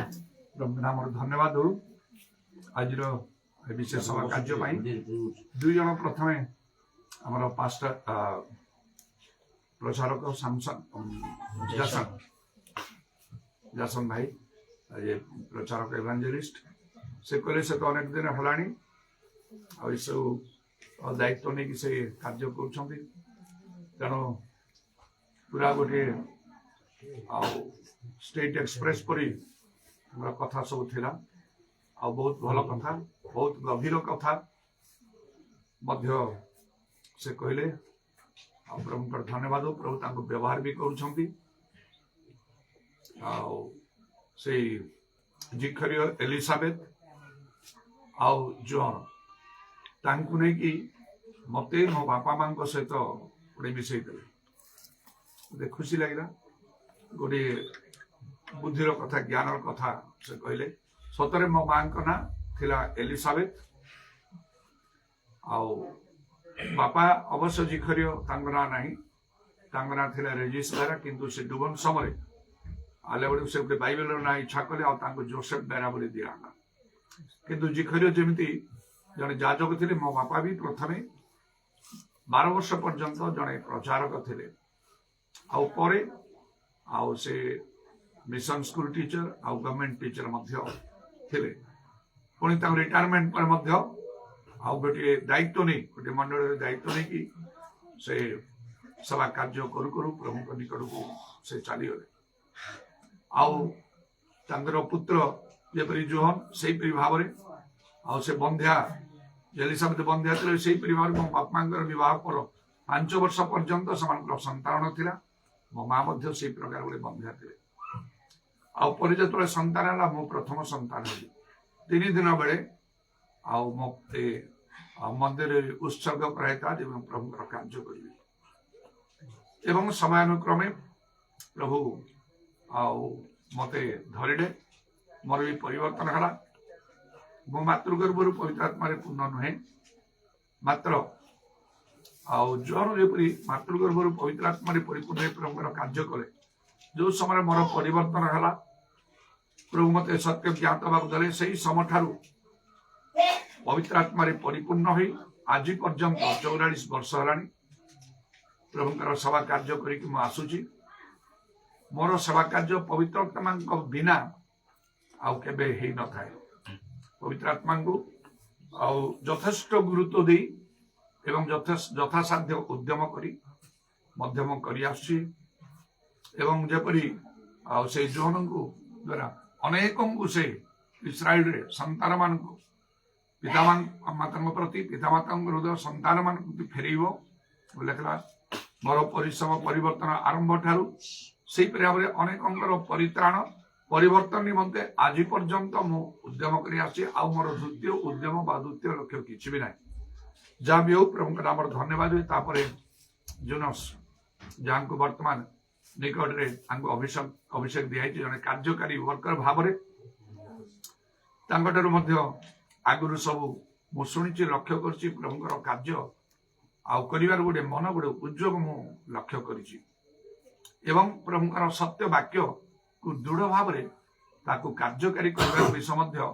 ମୁଁ ଶୁଣିଛି ଆଉ କେମିତି ପବିତ୍ର ଆତ୍ମାଙ୍କର କାର୍ଯ୍ୟ ବଢିବାକୁ ହବ ନା ଆଶ୍ଚର୍ଯ୍ୟ କର୍ମ କରିବାକୁ ହବ ସେପରି ହବା ଆବଶ୍ୟକ କହି ଆଉ ବେଳେବେଳେ ସେ ସମସ୍ତଙ୍କୁ ମଧ୍ୟ ସେପରି କରିବାଟା ମୁଁ ଶୁଣିଛି ଏପରି କାର୍ଯ୍ୟ ହବା ଦରକାର ବିଶେଷ ଆଶ୍ଚର୍ଯ୍ୟ କର୍ମମାନ ପବିତ୍ର ଆତ୍ମାଙ୍କର କାର୍ଯ୍ୟ ନହେଲେ କଣ ହବ ଏବେ ସେ ଦାୟିତ୍ୱ ତାଙ୍କ ଉପରକୁ ବି ଆସିଗଲା ଆଉ ନିଶ୍ଚୟ ସେ ଅଳ୍ପ ଦିନ ମଧ୍ୟରେ ସେ ଆହୁରି ଉଠିବେ ଏଠି ତ ଜଷ୍ଟ ତାଙ୍କର ଆରମ୍ଭ ଆଉ କୌଣସି ସ୍ଥାନରେ ତାଙ୍କ ବାପାଙ୍କ ସହିତ ପାଷ୍ଟର ଆଲଫନ୍ସ ସହିତ ଚାରିଆଡେ ବୁଲି କେବେ କେବେ ପାଷ୍ଟର ସାମସନଙ୍କ ସହିତ ମଧ୍ୟ ଏମିତି ବୁଲି ପ୍ରଭୁଙ୍କର କାର୍ଯ୍ୟରେ ସେମାନଙ୍କୁ ସେ ସହାୟତା କରିଛନ୍ତି କିନ୍ତୁ ଏବେ ତାଙ୍କ ଉପରେ ମଧ୍ୟ ଦାୟିତ୍ୱ ଆସିଲା ଆଉ ସେ ନିଶ୍ଚୟ କରିବେ ମୋର ଦୃଢ ଧାରଣା ଅଛି ଆଉ ପବିତ୍ର ଆତ୍ମା ଈଶ୍ୱରଙ୍କର ଶକ୍ତି ଏଇ ଦୁଇଟା ଯୋଉ ବିଶେଷ ବିଷୟ ଯାହା ପାଉଲ କହିଲେ ମୋର ଶିକ୍ଷା ମୋର ପ୍ରଚାର ଜ୍ଞାନର ମନର ବାକ୍ୟ ଯୁକ୍ତ ନ ହୋଇ ଆତ୍ମା ଓ ଶକ୍ତିର ପ୍ରମାଣଦାୟକ ହେଲା ଆଉ ସେଇ ଚିନ୍ତାଧାରା ବି ମୁଁ ତାଙ୍କୁ ଭଲ ଲକ୍ଷ୍ୟ କରିଛି ଏବଂ ପ୍ରଭୁଙ୍କର ଏକ ବିଶେଷ ଆହ୍ୱାନ ଥିବା ବିଷୟ ମୁଁ ଅନୁଭବ କରିଥିଲି ଆଉ କିପରି ପ୍ରଭୁ ତାଙ୍କ ଜନ୍ମ ସମୟରେ ତାଙ୍କ ବିଷୟରେ କଥା କହିଥିଲେ ପ୍ରଭୁ ଯୀଶୁ ସ୍ୱୟଂ ତାଙ୍କୁ ତାଙ୍କ ଘରେ ଆଉ ଗୋଟେ ଛୋଟ ପିଲାକୁ ଦେଇ ଏ ପୁଅର ନାମ ଜୁନସ୍ ଦବ ଏ ପୁଅ ତୁମକୁ ଦିଆହେଲା କହିଥିଲେ ଆଉ ସେମିତି ଭାବରେ ସେ ବି ଆଉ ତାଙ୍କ ଜନ୍ମ ହେଲା ଆଉ ପ୍ରଭୁଙ୍କର ଧନ୍ୟବାଦ ନିଶ୍ଚୟ ଆଉ ଅଳ୍ପ ଦିନ ମଧ୍ୟରେ ଆଉ ସେ ଉଠିବେ ଆଉ ବହୁତ ଭଲ ଭାବରେ କାର୍ଯ୍ୟ କରିବେ ବୋଲିକି ମୁଁ ନିଶ୍ଚୟ ଅନୁଭବ କରୁଛି ମୁଁ ଆସିବା ସମୟରେ କଟକରୁ ଆସିବା ସମୟରେ ଆଉ ପ୍ରଚାରକ ଜସନ ସେ ମତେ କହିଲେ ଭାଇନା ମୁଁ ଗୋଟେ ସ୍ୱପ୍ନ ବି ଦେଖିଛି କେତେ ଦେଖିବା ଭିତରେ ସେ କହିଲେ ଆଉ ଗୋଟେ ଦେଖିଲି ଆମ ଆଉ ବରଣ୍ଡାରେ ମିଟିଂ ହଉଛି ଆଉ ହଠାତ୍ ଆପଣ ଆସି ମୋ ଉପରେ ହସ୍ତାର୍ପଣ କରୁଛନ୍ତି ମୁଁ ସେଟା ବୁଝିନେଲି ସେଇଟା ଗୋଟେ ରୂପକ ଅର୍ଥରେ ଗଲା ତାଙ୍କୁ ହସ୍ତାର୍ପଣ କରି ତାଙ୍କୁ ଦାୟିତ୍ୱ ଦିଆହେଇଛି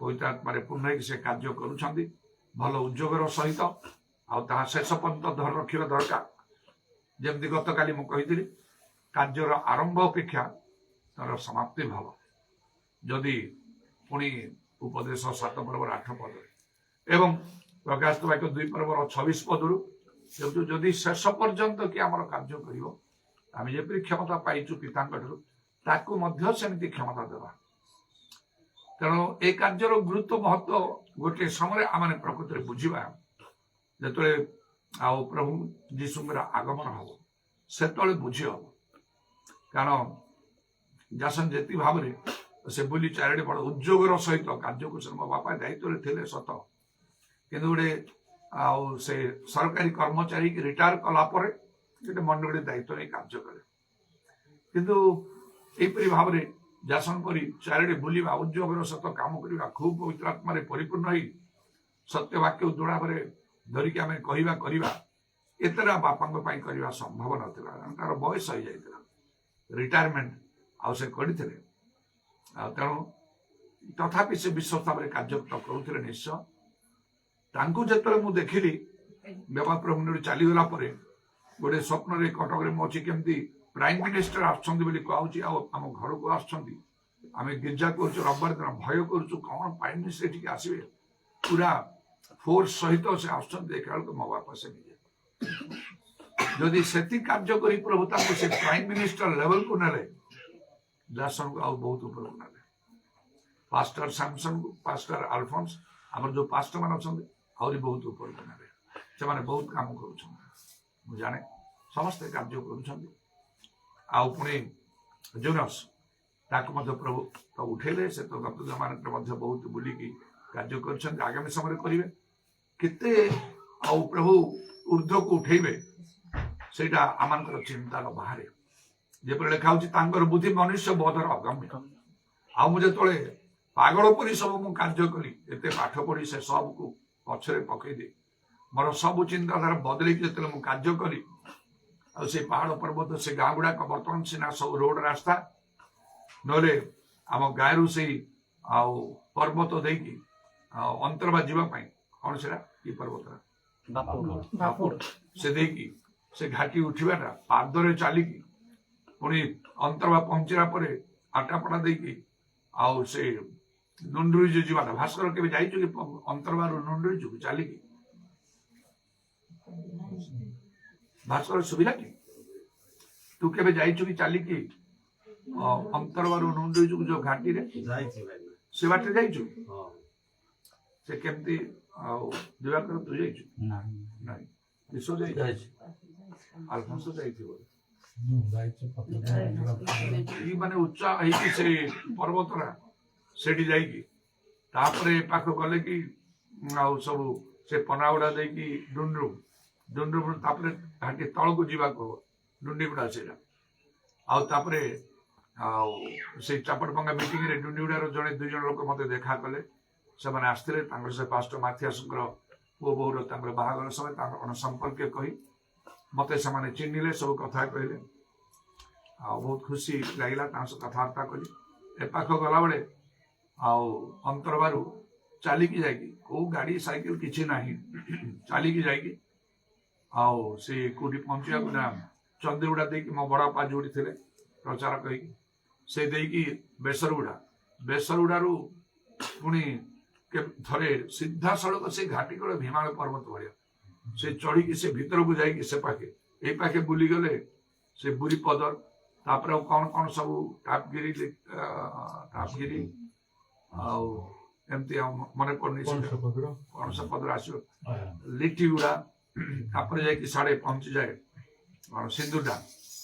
ଖାଲି ପାଦରେ ଚାଲି, ସାଇକେଲ ନାହିଁ, କୋଉ ଗାଡି ନାହିଁ, କିଛି ନାହିଁ, ଏତେ ବଡ ବଡ ପର୍ବତ ତୁମାଙ୍କ ପଦରୁ ସବୁ ଉଠିବା ସମୟରେ ଏମିତି ବୁଲିକି ଯେତେବେଳେ ମୁଁ ପାଗଳ ରକମର କାର୍ଯ୍ୟ ମୁଁ କରୁଥିଲି, ସେଇ ସମୟରେ ପ୍ରଭୁ ମତେ ଦେଖେଇଲେ ଦିନେ ସ୍ୱପ୍ନ ଯେ ପ୍ରଭୁ ଯୀଶୁଙ୍କର ରାଜତ୍ୱ ଚାଲିଛି 1000 ବର୍ଷ ପର୍ଯ୍ୟନ୍ତ ଜଗତରେ, ଆଉ ମୁଁ ଜଣେ ପୃଥିବୀ ଶାସକ ହେଇଛି, ୱର୍ଲ୍ଡ ରୁଲର, ଜଣେ ଯାଜକୀୟ କାମ କରିବା ଲୋକ ଆସିକି ମତେ ଅନୁରୋଧ କରୁଛି ମୁଁ ଆପଣମାନଙ୍କ ସଙ୍ଗରେ କାମ କରିପାରିବି କି? ମୁଁ ଇଂରେଜୀରେ ଗୋଟେ ଆଦେଶ ଦେଇ କହୁଛି ମେକ୍ ଦିସ୍ ମ୍ୟାନ୍ ଆଉଟ୍, ଏ ଲୋକକୁ ବାହାର କର। ତେଣୁ ପିତର କହିଲେ ଆଉ ସେ କୁକ କର୍ମ କରୁଥିବା ସେ ସିମନକୁ ଯେତେବେଳେ ସେ କହିଲା ଟଙ୍କା ଯାଚି କଲା ମତେ ବି ସେ ଅଧିକାର ଦିଅନ୍ତୁ, ଯାହା ଉପରେ ହାତ ରଖିଲେ ସେ ପବିତ୍ର ଆତ୍ମା ଦାନ ପାଇବ। ପିତର କହିଲେ ଏଥିରେ ତୁମର ଅଂଶ କି ଅଧିକାର ନାହିଁ।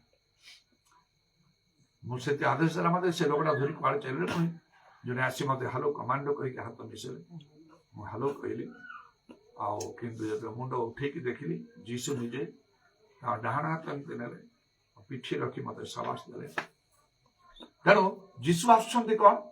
ପ୍ରତ୍ୟେକ ଲୋକକୁ କର୍ମାନୁସାରେ ପ୍ରତିଫଳ ଦେବାକୁ, ପୁରସ୍କାର ସଙ୍ଗରେ ନେଇକି ଯେମିତି କାର୍ଯ୍ୟ କରିବା ସେଇ ଅନୁସାରେ ହବ। ତାଙ୍କ ଶିଷ୍ୟମାନେ ଭିତର କଲେ ପ୍ରଭୁ ଆମେ ସର୍ବସ୍ୱ ତ୍ୟାଗ କରିକି ତୁମ ପଛରେ ଅଛୁ, କଣ ପାଇବା? ମନୁଷ୍ୟ ପୁତ୍ର ଅର୍ଥାତ୍ ଯୀଶୁ ଖ୍ରୀଷ୍ଟ ଯେତେବେଳେ ନୂତନ ସୃଷ୍ଟିରେ ଗୌରବ ସିଂହାସନରେ ବସିବେ, ସେତେବେଳେ ମୋର ଅନୁଗାମୀ ହେଇଛ ତମାନେ ତୁମେ ଆଉ ସିଂହାସନରେ ବସି ଇସ୍ରାଏଲର 12 ଗୋଷ୍ଠୀକୁ ଶାସନ କରିବ। ଏଇଟା ପ୍ରଭୁଙ୍କର ବାକ୍ୟ, ଯୀଶୁଙ୍କର କଥା, ବାଇବେଲର କଥା, ଅନ୍ୟଥା ହବ ନାହିଁ। କେବଳ ସେଦିନ ଆସିବା କଥା, ସେଦିନ ଯେକୌଣସି ମୁହୂର୍ତ୍ତରେ ପହଞ୍ଚିଯିବ। କାହିଁକି ଲେଖା ହଉଛି ଯୀଶୁ ଶୀଘ୍ର ଆସୁଛି। ଆଜି ବି ହେଇପାରେ, ସବୁ ଜିନିଷ ବଦଳିଯିବ, ଗଲଟ ପାଲଟ ହେଇଯିବ, ସରକାର ସିଷ୍ଟମ ଗୁଡା ସବୁ ଚେଞ୍ଜ ହେଇଯିବ। କାରଣ ଯିଶାୟା ପୁସ୍ତକ ଲେଖା ଅଛି ତାଙ୍କର ସ୍କନ୍ଧରେ କର୍ତ୍ତୃତ୍ୱ ଭାର ଥୁଆଯିବ। ଆଉ ଇଂଲିଶ ବାଇବେଲ ଲେଖା ହଉଛି ଆଣ୍ଡ ଦ ଗଭର୍ଣ୍ଣମେଣ୍ଟ ମାନେ ସରକାର, government shall be in his hand, ତାଙ୍କ ହାତ ରହିବ। ଆଉ ତାଙ୍କର କର୍ତ୍ତୃତ୍ୱ ବୃଦ୍ଧିର in the increase of his government there shall be no end. ତାଙ୍କର କର୍ତ୍ତୃତ୍ୱ ବୃଦ୍ଧିର ସୀମା ରହିବ ନାହିଁ। ଲେଖା ହଉଛି ଆଉ ଯୋଉମାନେ ଖ୍ରୀଷ୍ଟଙ୍କ ସହିତ ସେମାନେ ମୃତ୍ୟୁଭୋଗ କରି ପୁନରୁତ୍ଥାନ କରିଛନ୍ତି ତାଙ୍କ ସହିତ ସେମାନେ ମଧ୍ୟ ରାଜତ୍ୱ କରିବେ। ତେଣୁ ପ୍ରଭୁଙ୍କର ଧନ୍ୟବାଦ ହଉ, ଯୋଉମାନେ ପ୍ରଭୁଙ୍କର କାର୍ଯ୍ୟ କରୁଛନ୍ତି ଶେଷ ପର୍ଯ୍ୟନ୍ତ କରନ୍ତୁ, ତାହେଲେ ସେ ଫଳ ମିଳିବ। ଯଦି ଅଧାରୁ ଛାଡ଼ିଦେବେ କି ଶେଷ ବେଳକୁ ମଧ୍ୟ ମୁହୂର୍ତ୍ତକେ ଛାଡ଼ିଦେବେ ସବୁ ହରେଇବାକୁ ପଡିବ। ସେପରି ନାହିଁ, ଦୃଢ ମନସ୍ଥ କରି ଯେମିତି ପାଉଲ କହିଲେ ନା କଣ, ମୁଁ ଶେଷ ପର୍ଯ୍ୟନ୍ତ ଦୌଡ଼ିଛି ଆଉ ମୋର ପ୍ରାର୍ଥନା ସବୁବେଳେ ତମମାନଙ୍କ ସମସ୍ତଙ୍କ ନିମନ୍ତେ ରହିଛି, ଆମମାନଙ୍କର ସବୁ ମଣ୍ଡଳୀ ପାଇଁ ରହିଛି। ଆଜି ଆମେ ଟିକେ ଗିର୍ଜା ପୂର୍ବରୁ କଥାବାର୍ତ୍ତା ହେଇକି ଦେଖିଲା ବେଳେ କେତେ ଜଣ ଆହୁରି ସବୁ ଆମମାନଙ୍କର ଆରମ୍ଭ ସମୟରେ ସେମାନେ ଆଉ ପ୍ରଚାରକ ଭାବରେ ଆଉ କଣ କଣ ହେଇକି ସବୁ ଥିଲେ, ୱର୍କର ହେଇକି ସବୁ, ସେ ମୋର ମନେ ନାହିଁ। ଆଉ ସେ ଖାରୁଡାର ପେଦ୍ର ସେ ବି ତ ନାହିଁ, ଆଉ ସେ ପ୍ରଭୁ ଚାଲିଗଲାଣି। ସେ ପୁଣି ଗୋଟେ ପ୍ରଚାରକ ହେଇକି ଥିଲା ନା ନାହିଁ ମୋର ମନେ ନାହିଁ। ମତେ ଏ ପାଷ୍ଟର ସାମସନ ବାହାର ଦେଖେଇଦେବି ବୋଲି ଖାତା ବାହାର କରି ଦେଖେଇଦେବି, ମୋର ମୋଟେ ମନେ ନାହିଁ। ଆରେ ସେ ବି ଗୋଟେ ଥିଲା। ତାପରେ କଣ ହେରବାସ ରୁମେଶର ଏଇଟା ବୃଦ୍ଧ ଲୋକ ନିଜା ପ୍ରାର୍ଥନା ବୋଧେ ଆସିଥିଲେ, ନାଇଁ ନାଇଁ ସେ ବି ଗୋଟେ ପ୍ରଚାରକ ନା କଣ ମଣ୍ଡଳୀ ଦାୟିତ୍ୱ ହେଇକି ତାଙ୍କୁ ବି କେତେ ପଇସା କଣ ଦିଆଯାଉଥିଲା ସବୁ ମତେ ଦେଖିଲେ। ଆଉ କାହା କଥା ଦେଖେଇଲ ନୂଆରେ ମତେ ଶରତ କଥା ମତେ କହିଲେ, ସେ ବି ଥିଲା ଅତିରିକ୍ତ ଚାଳକ। ପାଷ୍ଟର ଆଲଫନ୍ସ ପ୍ରଥମେ ଆରମ୍ଭ କଲା ବେଳକୁ ଅତିରିକ୍ତ ଚାଳକ ହେଇକି ଥିଲା। ମତେ ଆଶ୍ଚର୍ଯ୍ୟ, ଏତେ ଲୋକମାନେ ସବୁ ଥିଲେ ଆମ ଭିତରେ, ମୋର ବି ମନେ ବି ନାହିଁ। ଖାତା ଅଛି ସେମିତି ଦିନେ ଆମର ମନେ ଥାଉ ନଥାଉ ଲେଖା ହେଇଛି କଣ, ପୁସ୍ତକ ମାନ ଫିଟା ହେଲା, ସେଥିରେ ଲିଖିତ ଥିବା ବିଷୟ ପ୍ରମାଣେ ଆଉ ମନୁଷ୍ୟ ମାନଙ୍କର ବିଚାର ହେଲା। ତେଣୁ ଏସବୁ ହିସାବ ପ୍ରଭୁଙ୍କ ନିକଟରେ ରହିଛି। ଶେଷ ପର୍ଯ୍ୟନ୍ତ ଆମମାନଙ୍କୁ ପ୍ରଭୁଙ୍କଠାରେ ସ୍ଥିର ରହିବାକୁ ହବ। ମରଣ ପର୍ଯ୍ୟନ୍ତ ବିଶ୍ୱସ୍ତରେ ଆମେ ଜୀବନ ରୂପ ମୁକୁଟ ପ୍ରାପ୍ତ ହବା। ପ୍ରଭୁ ଆଶୀର୍ବାଦ କରନ୍ତୁ। ଆଉ ସେ ଯାସନ ଭାଇ ପ୍ରଭୁ ତାଙ୍କ ବ୍ୟବହାର କରୁଛନ୍ତି। ମୁଁ ଆସନ୍ତାକାଲି ତ ଗୋଟିଏ ଦିନ ପାଳକ ପ୍ରଚାରକ ମାନେ କାର୍ଯ୍ୟ କରିବେ, ସମସ୍ତେ ଏକତ୍ର ହେବେ। କାଲିର ଗୋଟେ ବିଶେଷ ସଭା କାର୍ଯ୍ୟ ହବ। ଆଉ କେତେ କଣ ପ୍ରାୟ 3ଟା ବେଳକୁ ଆରମ୍ଭ ହବ ନା କଣ,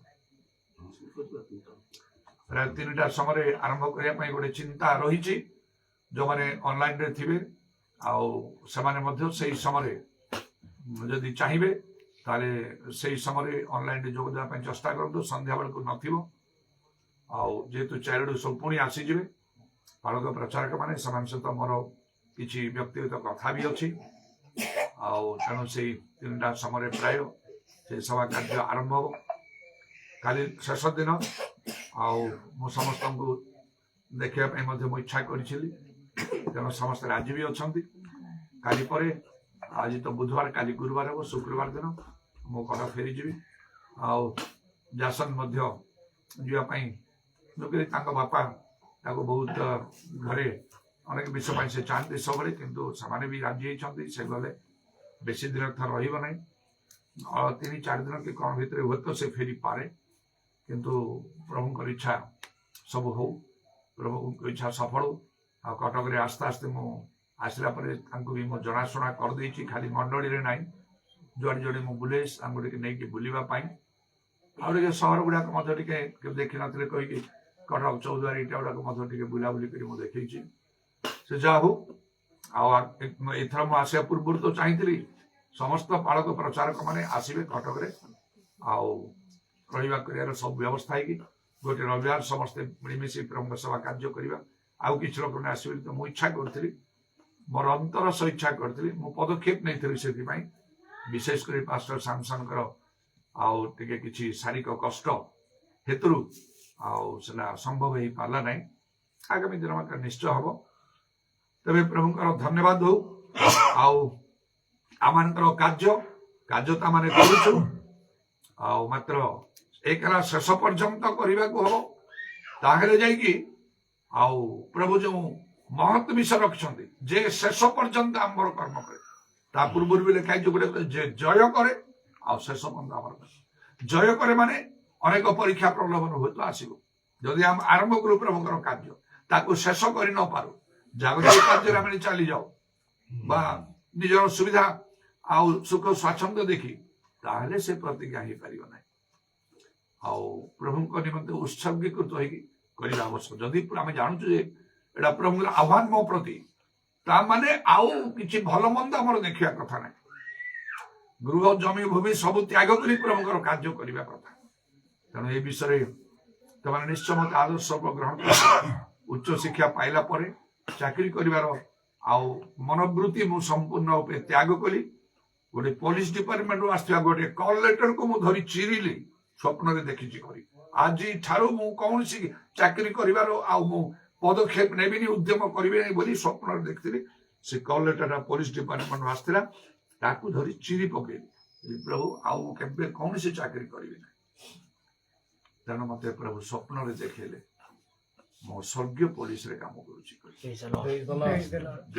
ଦେଖିଲି ଗୋଟେ ସ୍ୱପ୍ନରେ କଟକରେ, ଆଉ ସେ କଣ ସେଟା ଡିକ୍ଲେୟାର ହେଇଛି, କର୍ଫ୍ୟୁ ଜାରି ହେଇଛି। ମୁଁ ବାହାରୁଛି କୋଉଠି ମାର୍କେଟକୁ ଯିବା ପାଇଁ। ବଡ ବଡ ପୋଲିସ ଅଫିସର ମାନେ ଅଛନ୍ତି, ଆଉ ସୈନିକ ପୋଲିସ ଫୋର୍ସ ସବୁ, ଆଉ ଲାଠି ଗୁଡା ସବୁ ଏମିତି ଜଏଣ୍ଟ କରି ରଖିକି ପୁରା ଏଣ୍ଟାୟାର ମାନେ ସହରଟା କଭର କରି ରଖିଛି। ବଡ ପୋଲିସ ଅଫିସର ଦେଖି ମତେ ବିରକ୍ତି ରାଗିକି ମତେ କରେ, କୁଆଡେ ଯାଉଛ ତମେ? ତମେ ଜାଣିନ କର୍ଫ୍ୟୁ ଡିକ୍ଲେୟାର ହେଇଛି ଏଇ ଭିତରେ? ମୁଁ ତାଙ୍କୁ କହିଲି ସରି ସାର୍, ମୁଁ ଜାଣିପାରିନି, ମୁଁ ଫେରିଯିବି ଘରକୁ। ତାହେଲେ ବେଳକୁ ସେ ମତେ କହୁଛନ୍ତି ଆସ କଣ ତାଙ୍କର ମନେ ହେଲା, ମୋ ସହିତ ଯାଅ, ତମକୁ କେହି କିଛି କହିବେନି। କୁଆଡେ ଯାଉଛ? କୁଆଡେ ଯାଉଥିଲ? ମୁଁ କହିଲି ମୋର ଘଣ୍ଟା ଦୋକାନରେ ଗୋଟେ କାମ ଅଛି, ଚାଲ ମୋ ସହିତ। ସେ ବଡ ପୋଲିସ ଅଫିସର ତାଙ୍କ ସହିତ ଗଲାବେଳେ ସେ ଯୋଉ ଫୋର୍ସ ମାନେ ଲାଠି ଜଏଣ୍ଟ କରିଛନ୍ତି ସବୁ ଖୋଲି ଦଉଛନ୍ତି। ବେଳକୁ ଯେତେ ସବୁ ସେମିତି କରି ତ ପୁରା ଏଣ୍ଟାୟାର କଟକକୁ କଭର କରିଛନ୍ତି, ଏମିତି ଜଏଣ୍ଟ ହେଇଛି ଖୋଲି ଦଉଛନ୍ତି। ଯାଉ ଯାଉ ଦେଖିଲି ଗୋଟିଏ ସାତଟା ଗୋଟେ ଘର ଉଠେଇଦେଲେ, ଜିପ୍ ଅଛି, ତା ଭିତରେ ପୋଲିସ ଲେଖା ହେଇଛି। ମୁଁ କହିଲି ମୋର ଘଣ୍ଟା ଦୋକାନରେ କାମ ଥିଲା, ଆପଣ ମତେ ଏଇ ପୋଲିସ ଡିପାର୍ଟମେଣ୍ଟକୁ ଆଣିଲେ କଣ? ସେ ବଡ ପୋଲିସ ଅଫିସର ମତେ କହିଲେ ସ୍ପଷ୍ଟ ରୂପେ, ଆଜି ଠାରୁ ତୁମେ ଆମ ଡିପାର୍ଟମେଣ୍ଟରେ କାମ କରିବ। ମୋର ପୋଲିସ ଡିପାର୍ଟମେଣ୍ଟରେ ମତେ ଗୋଟେ ଇଚ୍ଛା ଥିଲା, ଆଉ ସେ ହାଇସ୍କୁଲରେ ପଢିବା ସମୟରେ ଆଉ ଯୋଉ ଏନସିସି ଫେନସିସି ଥାଇକି, କିନ୍ତୁ ପ୍ରଭୁ ମତେ ସ୍ୱର୍ଗୀୟ ପୋଲିସ କେତେ ଉପରକୁ ମତେ ନେଇଗଲେ। ଦେଖିଲି ମୁଁ ତା ଭିତରେ ପଶିଲା ବେଳକୁ ପୁରୁଷ ଲୋକମାନେ, ଯୁବା ଲୋକମାନେ ହ୍ୱାଇଟ ଡ୍ରେସ ପିନ୍ଧୁଛନ୍ତି, କ୍ୟାପ୍ ଫ୍ୟାପ୍ ସବୁ, ଆଉ ୟୁନିଫର୍ମରେ ଗୋଟେ ଧାଡି ଠିଆ ହେଇଛି। ହଠାତ୍ ମୁଁ ତାଙ୍କ ଭିତରକୁ ପଶିଗଲି। ମୁଁ ମଧ୍ୟ ସେ ହ୍ୱାଇଟ ୟୁନିଫର୍ମ, ସେମାନେ ଯେମିତି ସେମିତି କ୍ୟାପ୍ ଫ୍ୟାପ୍ ସବୁରେ। ସେଇଟା ପାଇଁ ବୋଧେ ଆଗ ତ କଲର ଡ୍ରେସ ପିନ୍ଧୁଥିଲି, ପରେ କେମିତି ମୋ ମାଇଣ୍ଡ ଚେଞ୍ଜ ହେଇକି ଆଉ ମୁଁ ପୁରା ହ୍ୱାଇଟ କୁ ଆସିଗଲି। ତାପରେ ପ୍ୟାରେଡ ହଉଛି, ସେମାନେ ତ ଆଗ ଲୋକମାନେ ଭଲରେ କରୁଛନ୍ତି, ମୁଁ ଟିକେ ଏପାଖ ସେପାଖ କରୁଛି। ଯେମିତି ଆଜି 2 ଜଣ ଠିଆ ହେଲେ, ଆଉ ଷ୍ଟେଟ୍ ଏକ୍ସପ୍ରେସ ପରି ଆମର ଯାସନ କହି ଚାଲିଲେ, ତାପରେ ଆମର ଜୁନସ୍ ବି ଆରମ୍ଭ କଲେ। ଆଉ ମୁଁ ଜାଣୁଛି ସେ ମଧ୍ୟ ଠିକ ସେଇ ପ୍ରକାର ଭାବରେ ଠିକ ପ୍ରଭୁ ତାଙ୍କୁ ବ୍ୟବହାର କରିବେ। ମୁଁ ଯାସନକୁ ମଧ୍ୟ କହିଥିଲି, ଦେଖ ଏଇଟା ଗୋଟେ, ଆଉ ତୁ ଯୋଉ ଦେଖିଲୁ ତୋ ଉପରେ ମୁଁ ହସ୍ତାର୍ପଣ ହଠାତ୍ ଅଭିଷେକ ଦେଇ ଦଉଛି, ଏଇଟା ଗୋଟେ ସିମ୍ବଲିକ ଭାବରେ ଆଉ ସାଙ୍କେତିକ ଭାବରେ ସେଇଟା ଜୁନସର କଥା, ତୋତେ ଅଭିଷେକ ମିଳିଛି, ଆଉ ତୁ କଣ ସେ ତୋ ପରି ଆଉ ଗୋଟେ ହବ କହିକି ନିଶ୍ଚୟ ପ୍ରଭୁ ତାଙ୍କୁ ସେମିତି କରିବେ। ସମସ୍ତେ ତାଙ୍କ ପାଇଁ ଆମମାନଙ୍କର ବିଶେଷ ପ୍ରାର୍ଥନା ରହିବା ଆବଶ୍ୟକ। ପ୍ରଚାରକ ମାନେ ଅନେକ ଅଛନ୍ତି, କାର୍ଯ୍ୟକାରୀ ମାନେ ଅନେକ ଅଛନ୍ତି, ମାତ୍ର ପ୍ରଥମ କରନ୍ତୁ 3 ପର୍ବର 12ରୁ 15 ପଦ ମଧ୍ୟରେ ଯେମିତି ଦେଖାଯାଏ, ପ୍ରତ୍ୟେକର କର୍ମ ଅଗ୍ନିରେ ପରୀକ୍ଷା କରାଯିବ। ମୁଁ ଯୋଉ କାମ କରେ ବଡ ସାବଧାନର ସହିତ ମୁଁ କାର୍ଯ୍ୟ କରେ। ଏ କାମ ମୋର ସେଦିନ ଅଗ୍ନି ପରୀକ୍ଷାରେ ରହିବ ନା ନାହିଁ, ଆଉ ଏଇ ପ୍ରକାର ଭାବି ବାଇବେଲକୁ ଧରି ଭଲ ଭାବରେ ଚିନ୍ତା ବି କାର୍ଯ୍ୟ କରେ। ଯୋଉମାନେ ମୋ ସଙ୍ଗେ ଅଛନ୍ତି ତଦନୁସାରେ ମୁଁ ଆଉ ଗାଇଡ ବି କରିଥାଏ। ଆଉ ଏ ପିଲାମାନଙ୍କ ଠାରେ ମଧ୍ୟ ସେଇ ପ୍ରକାର ଚିନ୍ତାଧାରା ରହିଛି, ବାକ୍ୟ ବାହାରକୁ ସେମାନେ ଯିବେ ନାହିଁ। ତେଣୁ ପ୍ରକୃତ କାର୍ଯ୍ୟ କରିବା ଦ୍ୱାରା, ସତ୍ୟ ବାକ୍ୟ କହିବା ଦ୍ୱାରା, ପବିତ୍ର ଆତ୍ମାଙ୍କର କାର୍ଯ୍ୟ ବୃଦ୍ଧି କରିବା, ଆଶ୍ଚର୍ଯ୍ୟ କର୍ମ ସାଧନ କରିବା ଦ୍ୱାରା ଆମେ ପ୍ରକୃତ ଆତ୍ମା ଲାଭ କରିପାରିବା। ଆଉ ଉପାସନାଟା ଯେପରି ପିତାଙ୍କ ଠାରେ ଗ୍ରାହ୍ୟ ହୋଇପାରିବ, ଏଥିରେ ମଧ୍ୟ ଆମେ ଖାଲି ଉପାସନା ନାହିଁ, ଆତ୍ମା ସତ୍ୟରେ ସତ୍ୟ ଉପାସକ ହେଇ ସତ୍ୟ ଉପାସନା କରୁଛୁ। ଆଉ ସେଇ ପ୍ରକାର ଭାବରେ ଅନେକଙ୍କୁ ମଧ୍ୟ ଆମେ କରିବା ପାଇଁ ଆମମାନଙ୍କର ଚିନ୍ତା ଲକ୍ଷ୍ୟ ରହିବାକୁ ହବ। ଆଉ ସେତେବେଳେ ପ୍ରଭୁ ଯୀଶୁ ଯେପରି ତାଙ୍କର ଶିଷ୍ୟମାନଙ୍କୁ କହିଲେ, ଦେଖ ଯୁଗାନ୍ତ ପର୍ଯ୍ୟନ୍ତ ମୁଁ ତୁମମାନଙ୍କ ସଙ୍ଗେ ସଙ୍ଗେ ଅଛି, କିଏ ରୁହନ୍ତୁ ନ ରୁହନ୍ତୁ, ପ୍ରଭୁ ସଙ୍ଗେ ସଙ୍ଗେ ରହି। ମୋର 67 ବର୍ଷ ହେଲାଣି। ମୁଁ କାର୍ଯ୍ୟ ଯେତେବେଳେ ଆରମ୍ଭ କଲି, ଆଉ ସେତେବେଳେ ମତେ ପ୍ରାୟ 24 ବର୍ଷ। ଏତେ ବର୍ଷ ଧରିକି ମୁଁ କାର୍ଯ୍ୟ କରି ଆସିଛି, ଶେଷ ଆଡକୁ ପହଞ୍ଚି ଆସିଲିଣି। ମୋର କର୍ମର ଫଳ ମୁଁ ପାଇବି ନିଶ୍ଚୟ। କିନ୍ତୁ ପ୍ରଭୁଙ୍କୁ ନିବଡ଼ି ଜୀବନ ତ ସବୁଠାରୁ ଉତ୍ତମ ଶ୍ରେଷ୍ଠ ବିଷୟ। ମୋର ଇଚ୍ଛା ଆଉ ଟିକେ କାର୍ଯ୍ୟ କରିବା ପାଇଁ। ଅନେକ ସ୍ୱପ୍ନ ଦର୍ଶନ ଦ୍ୱାରା ପ୍ରଭୁ କଥା କହିଛନ୍ତି, ତାହା ସଫଳ କରି ଆଉ ମୁଁ ଯେ ବହୁତ ଜଣାଶୁଣା ହେଇଯିବି, ଏ ଜଣେ ବଡ଼ ମହାନ ପ୍ରଭୁଙ୍କ ଲୋକ, ପ୍ରଭୁଙ୍କ ଦାସ, ପ୍ରଚାରକ, ସେଇ ସବୁ ମୋର ଚିନ୍ତା ଭିତରେ ନାହିଁ। ସେ ସବୁ ଚିନ୍ତା ହେଲେ ପ୍ରଭୁ ଖୁସି ହେବେ ନାହିଁ। ପ୍ରଭୁ ଯୀଶୁଙ୍କ ନାମକୁ ଆଉ ଉଚ୍ଚରେ ସ୍ଥାପନ କରିବାକୁ ଏବଂ ପ୍ରକୃତିରେ ଅନେକଙ୍କର ପରିତ୍ରାଣ ଆଣିବାକୁ, ଅନେକ ଯୋଉମାନେ ଭୁଲରେ ଅଛନ୍ତି ସେମାନଙ୍କୁ ଠିକ ବାଟକୁ ଆଣିବାକୁ, ସେଇଟା ମୋର ଚିନ୍ତା, ସେଇଟା ମୋର ଲକ୍ଷ୍ୟ। ପ୍ରେରିତ ମାନଙ୍କର ସଦୃଶ କାର୍ଯ୍ୟ କରି ଈଶ୍ୱରଙ୍କ ରାଜ୍ୟ ବୃଦ୍ଧି କରି ଯୋଉ ଲେଖା ହେଲା, ଏମାନେ ଜଗତକୁ ଓଲଟ ପାଲଟ କଲେ। ଆଉ ଏ ବାଇବଲ ପ୍ରକୃତରେ ଈଶ୍ୱରଙ୍କର ବାକ୍ୟ ଏଇଟାକୁ ଆଉ ଅନେକଙ୍କ ଆଗରେ ପ୍ରମାଣ ଦେବାକୁ, ତଦନୁସାରେ କାର୍ଯ୍ୟ କରିବାକୁ ମୋର ଚିନ୍ତା ଲକ୍ଷ୍ୟ। ଆମେ ସେପରି ଭାବରେ କାର୍ଯ୍ୟ କରୁଛୁ, କାର୍ଯ୍ୟ କରିବାକୁ ହବ। ତେଣୁ ସେଇ ଦିନକୁ ଲକ୍ଷ୍ୟ ରଖି ଆଉ କୌଣସି ପ୍ରକାର ପରୀକ୍ଷା ପ୍ରଲୋଭନରେ ପଡି ଜାଗତିକ ମନା ହେଇ ଆମର ଭବିଷ୍ୟତ, ଆମର ଉନ୍ନତି, ଆମର ସ୍ୱାର୍ଥକୁ ଦେଖି ଯେପରି ଆମେ କୌଣସି କାର୍ଯ୍ୟ ନ କରୁ, ସେଇଟା ପ୍ରଭୁଙ୍କ ଲୋକମାନଙ୍କ ନିମନ୍ତେ ଉପଯୁକ୍ତ ନାହିଁ। ନହେଲେ ସେଦିନ ସେ ଅଗ୍ନିରେ ଯେତେବେଳେ ପ୍ରତ୍ୟେକର କର୍ମ ପରୀକ୍ଷା ହବ ଲେଖା ହେଲା, ଅନେକଙ୍କର ପୋଡିଯିବ କାଠ ପରି, ଘାସ ପରି, ଛଣ ପରି, ସେମାନେ କ୍ଷତି ସହ୍ୟ କରିବେ। ପ୍ରଭୁ ତମେ ଏତେ ବର୍ଷ କାମ କର, ତୁମର ପୁରସ୍କାର କିଛି ନାହିଁ। କାହାର କାହାର ରହିବ ସୁନା ପରି, ରୂପା ପରି, ବହୁମୂଲ୍ୟ ପଥର ପରି। ଆଉ ତାହା କଣ ହବ ନା ସେମାନେ ପୁରସ୍କାର ପାଇବେ। ବହୁତ ସାବଧାନର ସହିତ ମୁଁ କାର୍ଯ୍ୟ କରୁଛି। ମୋର ତ ଅନେକ ସ୍ୱପ୍ନ ଦର୍ଶନ ଦ୍ୱାରା ପ୍ରଭୁ ମତେ କଥା କହିଛନ୍ତି କେମିତି ମୁଁ ପ୍ରଭୁଙ୍କ ବାକ୍ୟ ଅନୁସାରେ ସବୁ କରୁଛି। ମୋ ସାଙ୍ଗକୁ କହିଲେ ଯେତେବେଳେ ଆବାସ ତମ ନିର୍ମାଣ କରିବେ ପରମେଶ୍ୱର, ଆମେ ତମ ମଧ୍ୟରେ ବାସ କରିବା, ସେତେବେଳେ ପର୍ବତରେ ତାଙ୍କୁ ଗୋଟେ ଆଦର୍ଶ ଦେଖେଇଲେ। ଦେଖ ଯାହା ଆଦର୍ଶ ଦେଖାଲା ସେଇ ଅନୁସାରେ କରିବ, ତାର ଏପାଖେ ସେପାଖେ ପଡେ। ବାକ୍ୟର ଟିକେ ଏପାଖ ସେପାଖ ହେଲେ ପ୍ରଭୁଠାରେ ଗ୍ରାହ୍ୟ ହବ ନାହିଁ। ହଠାତ୍ ପ୍ରଭୁ ଦଣ୍ଡ ଦେବେ ନାହିଁ, ହଠାତ୍ ପ୍ରଭୁ ବିଚାର କରିବେ ନାହିଁ, ହଠାତ୍ ପ୍ରଭୁ ଧରିବେ ନାହିଁ। କାରଣ ଲେଖା ଅଛି, ଯିଏ ଅସୁଛି ଯେ ଅଧର୍ମାଚାରୀ, ଯେ ପବିତ୍ର, ଯେ ଧାର୍ମିକ, ଦେଖ ଆମେ ଶୀଘ୍ର ଆସୁ। ପ୍ରତ୍ୟେକ ଲୋକ କର୍ମାନୁସାରେ ପ୍ରତିଫଳ ଦେବା ପୁରସ୍କାର ସମୟରେ। ଆଜି ଭଲ କରୁ କି ଠିକ କରୁ, ହଠାତ୍ କରୁ କିଛି କହିବେ, କିଛି କହିବେ ନାହିଁ। ଗୋଟେ ଦିନ ଆସିବ ତାଙ୍କ ସାମ୍ନାରେ। ଆଜି ବି ଭୋରରୁ ଉଠିଲା ବେଳେ ପ୍ରଭୁ ଯୀଶୁଙ୍କର ଦର୍ଶନ ପାଇଲି, ଆଉ ଟିକେ ଡରି ଯାଇଛି। ଦେଖିକି ପ୍ରଭୁ ଟିକେ ଦୂରରେ ଠିଆ ହେଇଛନ୍ତି, ଆଉ ମୁଁ ଏକଦମ ସେ ଏସବୁକୁ ବଡ ଭାଇକୁ ଦେଖି ସାନ ଭାଇ ଯାକୁ ଡରିକି ଭୂମିରେ 7 ଥର ପ୍ରଣାମ କରି କରି ତା ପାଖରେ ପହଞ୍ଚିଗଲା। ସେମିତି ଭଳି ମୁଁ ଏକଦମ ଭୂମିରେ ପ୍ରଣାମ କଲି। ପ୍ରଥମେ ପ୍ରଭୁ ଯୀଶୁ ଠିଆ ହେଇଛନ୍ତି, ଟିକେ ଆଗକୁ କଲି, ପୁଣି ସେମିତି ଭୂମିରେ ମୁଣ୍ଡ ନେଇ ପ୍ରଣାମ କଲି। ଆଉ ଟିକେ ଆଗକୁ କଲି, ପୁଣିରେ ଭୂମିରେ ମୁଣ୍ଡ ନେଇକି ପ୍ରଣାମ କଲି ଆଣ୍ଠେଇକି। ଆଉ ପ୍ରଭୁଙ୍କ ପାଖରେ ଠିଆ ହେଲି। କିଛି କଥା କହିନାହାନ୍ତି, ମତେ ସ୍ଥିର ଭାବରେ ଠିଆ ହେଇଛନ୍ତି। ମନରେ ଟିକେ ଡର ଆସିଲା, କଣ ହେଲା କି, କଣ କିଛି ଭୁଲଭାଲ ହେଲା ନା କଣ।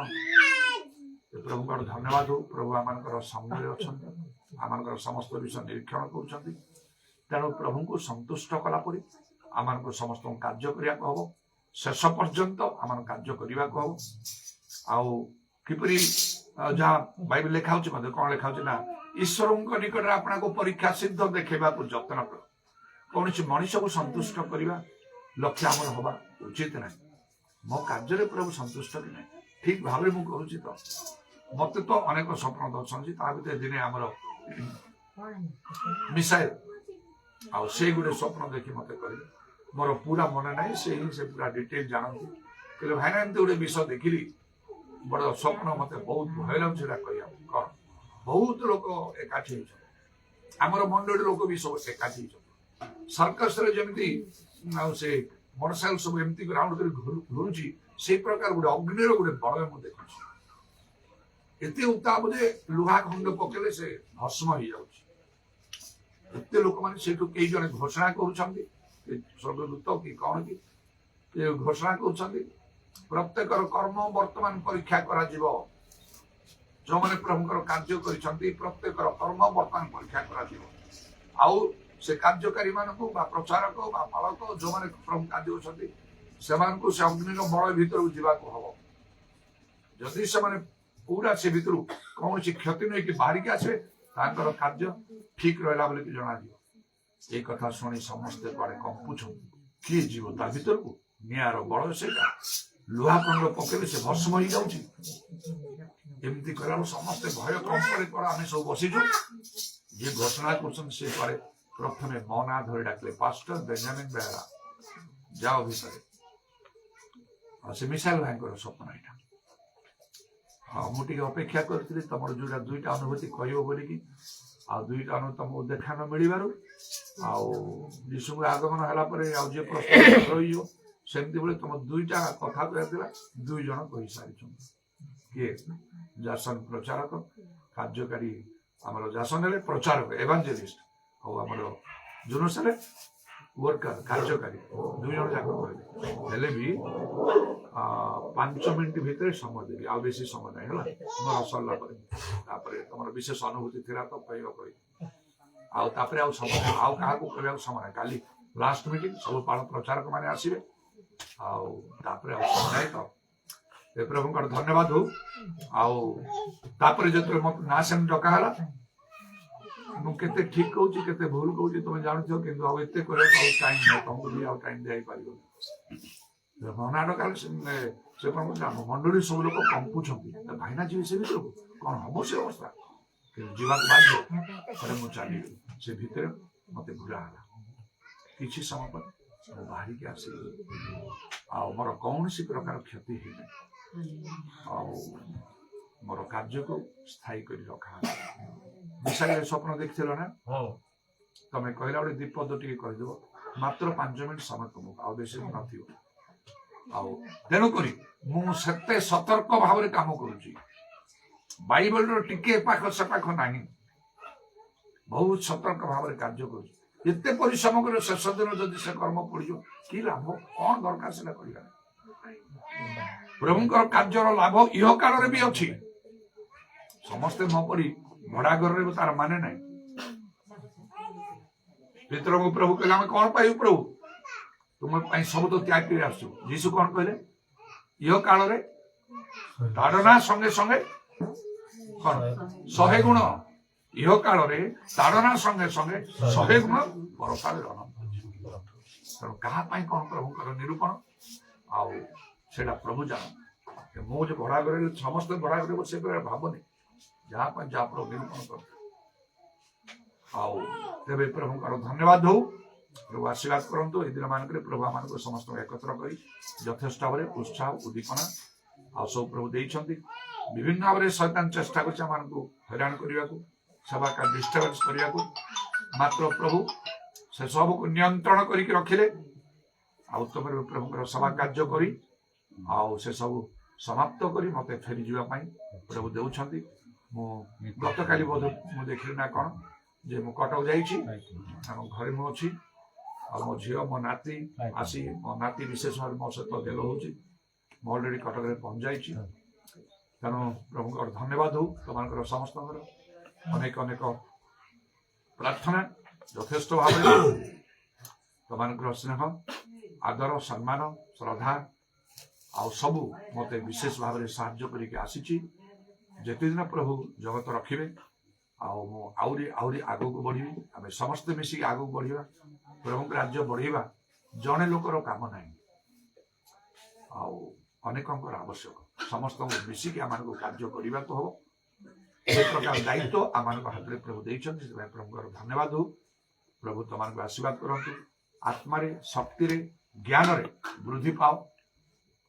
ସେଇ ଆଉ ସ୍ତିଫାନଙ୍କ ସଦୃଶ ସେଇ ପ୍ରଚାରକ, ପାଳକ, ପ୍ରେରିତ ଭାବ ଯେ ନଥିଲେ, ସାଧାରଣ ବିଶ୍ୱାସ ଜଣେ।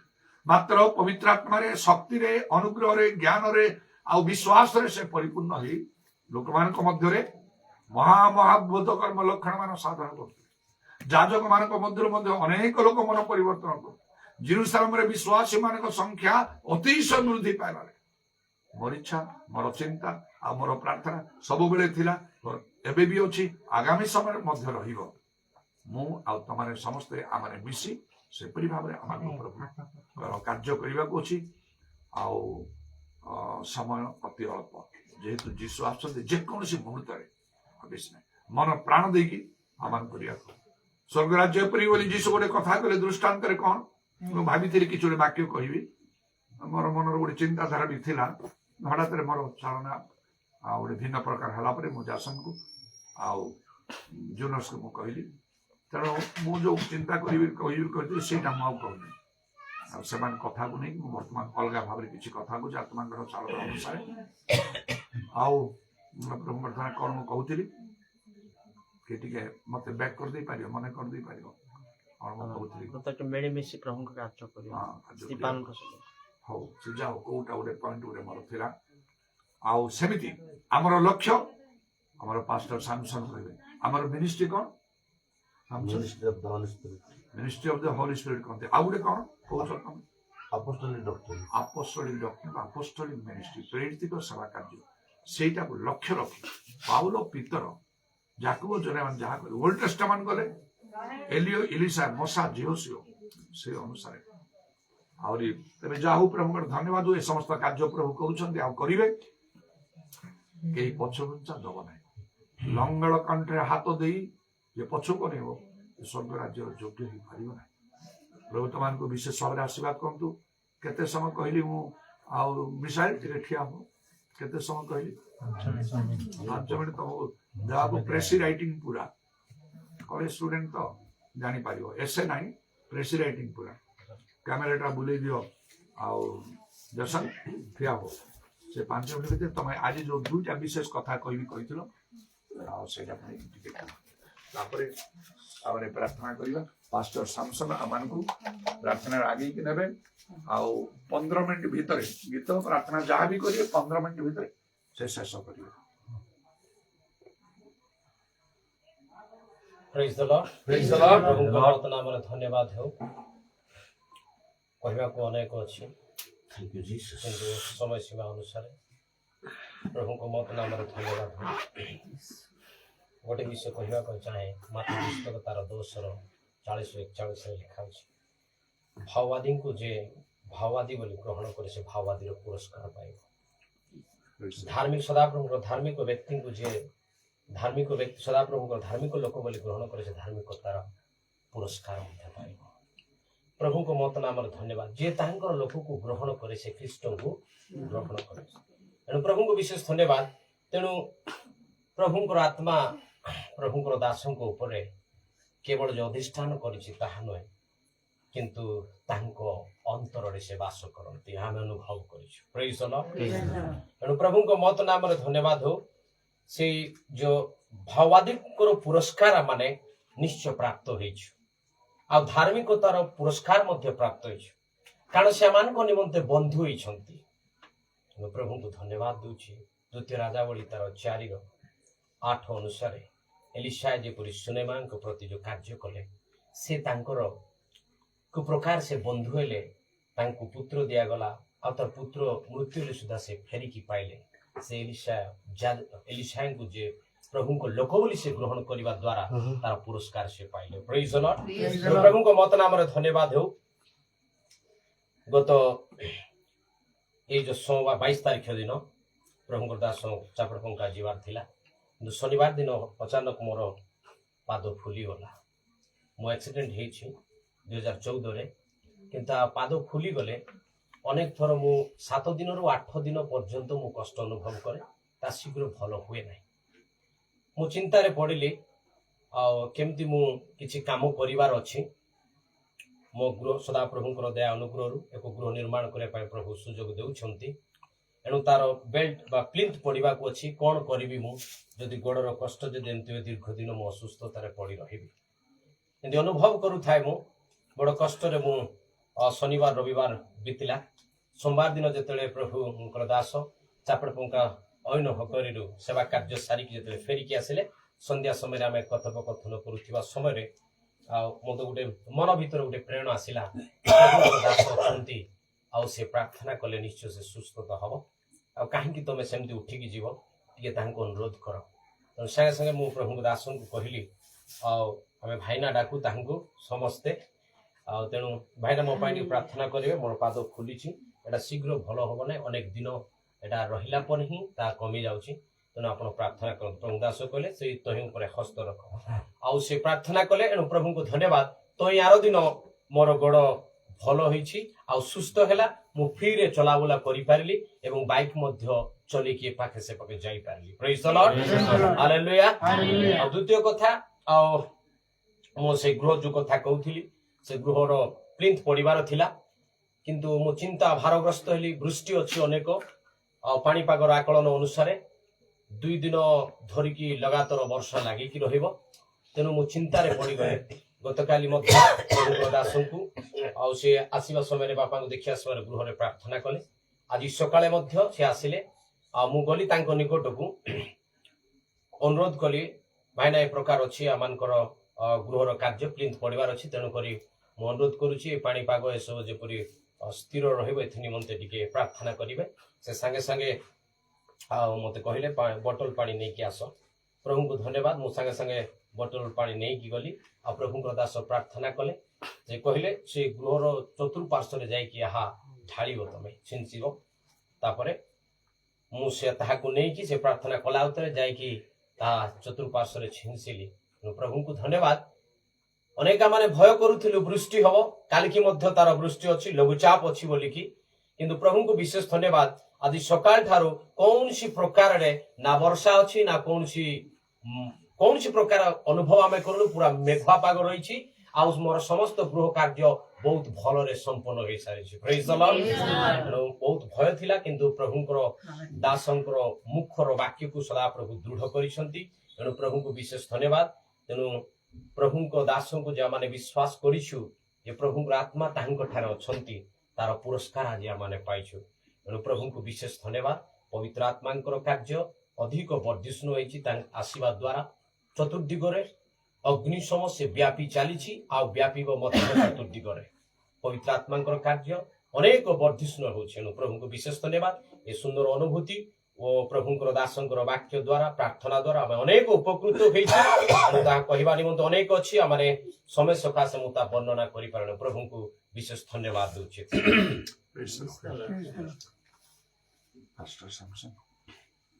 ଆମେ ସମସ୍ତେ ଠିଆ ହେବା।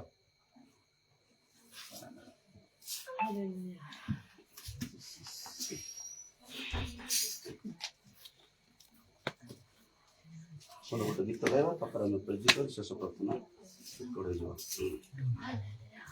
Praise the Lord. Praise the Lord. Hallelujah. Hallelujah. Hallelujah. ସେ ଯେ ଅଛନ୍ତି ସେ ଅଛନ୍ତି, ବାସ୍ତବିକ ଆମମାନଙ୍କ ମଧ୍ୟରେ ଅଛନ୍ତି। ଆମମାନଙ୍କ ମଧ୍ୟରେ ବି ପ୍ରଭୁଙ୍କ ଦାସ ଅଛନ୍ତି। ସ୍ୱର୍ଗ ପରମେଶ୍ୱର ମଧ୍ୟ ଆମଙ୍କ ସଙ୍ଗରେ ଅଛନ୍ତି। ଆଉ ସେ ଆଜି ବହୁତ ସୁନ୍ଦର ଅନୁଭୂତିର ସହିତ ପ୍ରଭୁଙ୍କ ଦାସଙ୍କ ଦେଇ ଆମକୁ କଥା କହିଛନ୍ତି।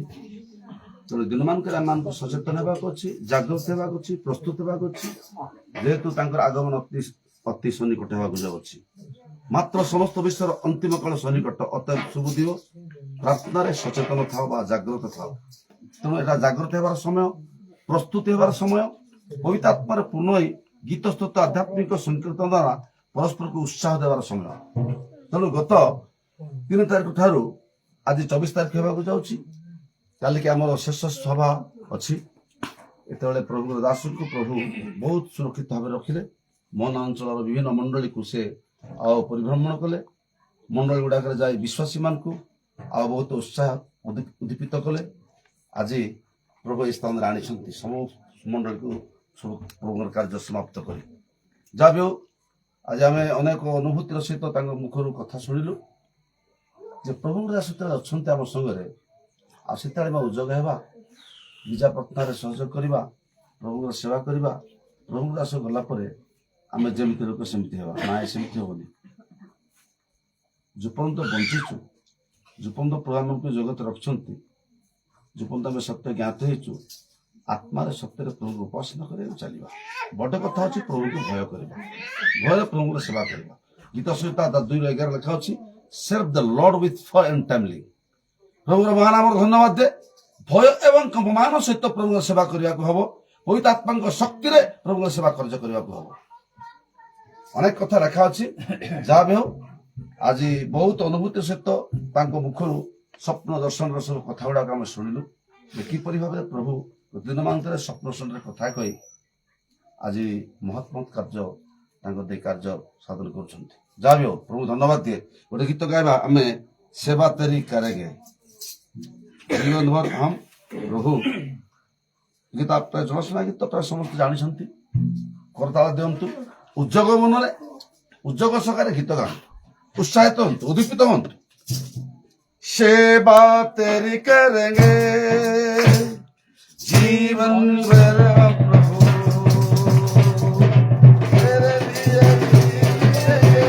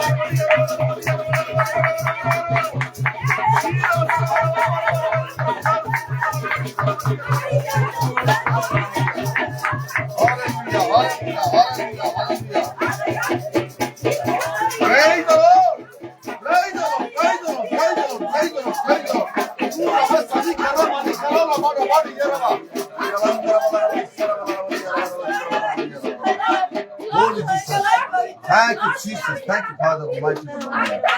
Praise the Lord. Praise the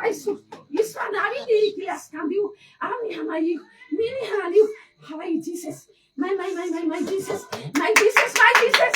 Ilahi anda yari, agi anda yari. Jesus, सर्वशक्तिमान प्रभु जीशु तुम पवित्र नाम को धन्यवाद देउछु तुमर गौरव करुछि प्रशंसा करुछि स्तुति वंदना करुछि Thank you, Jesus.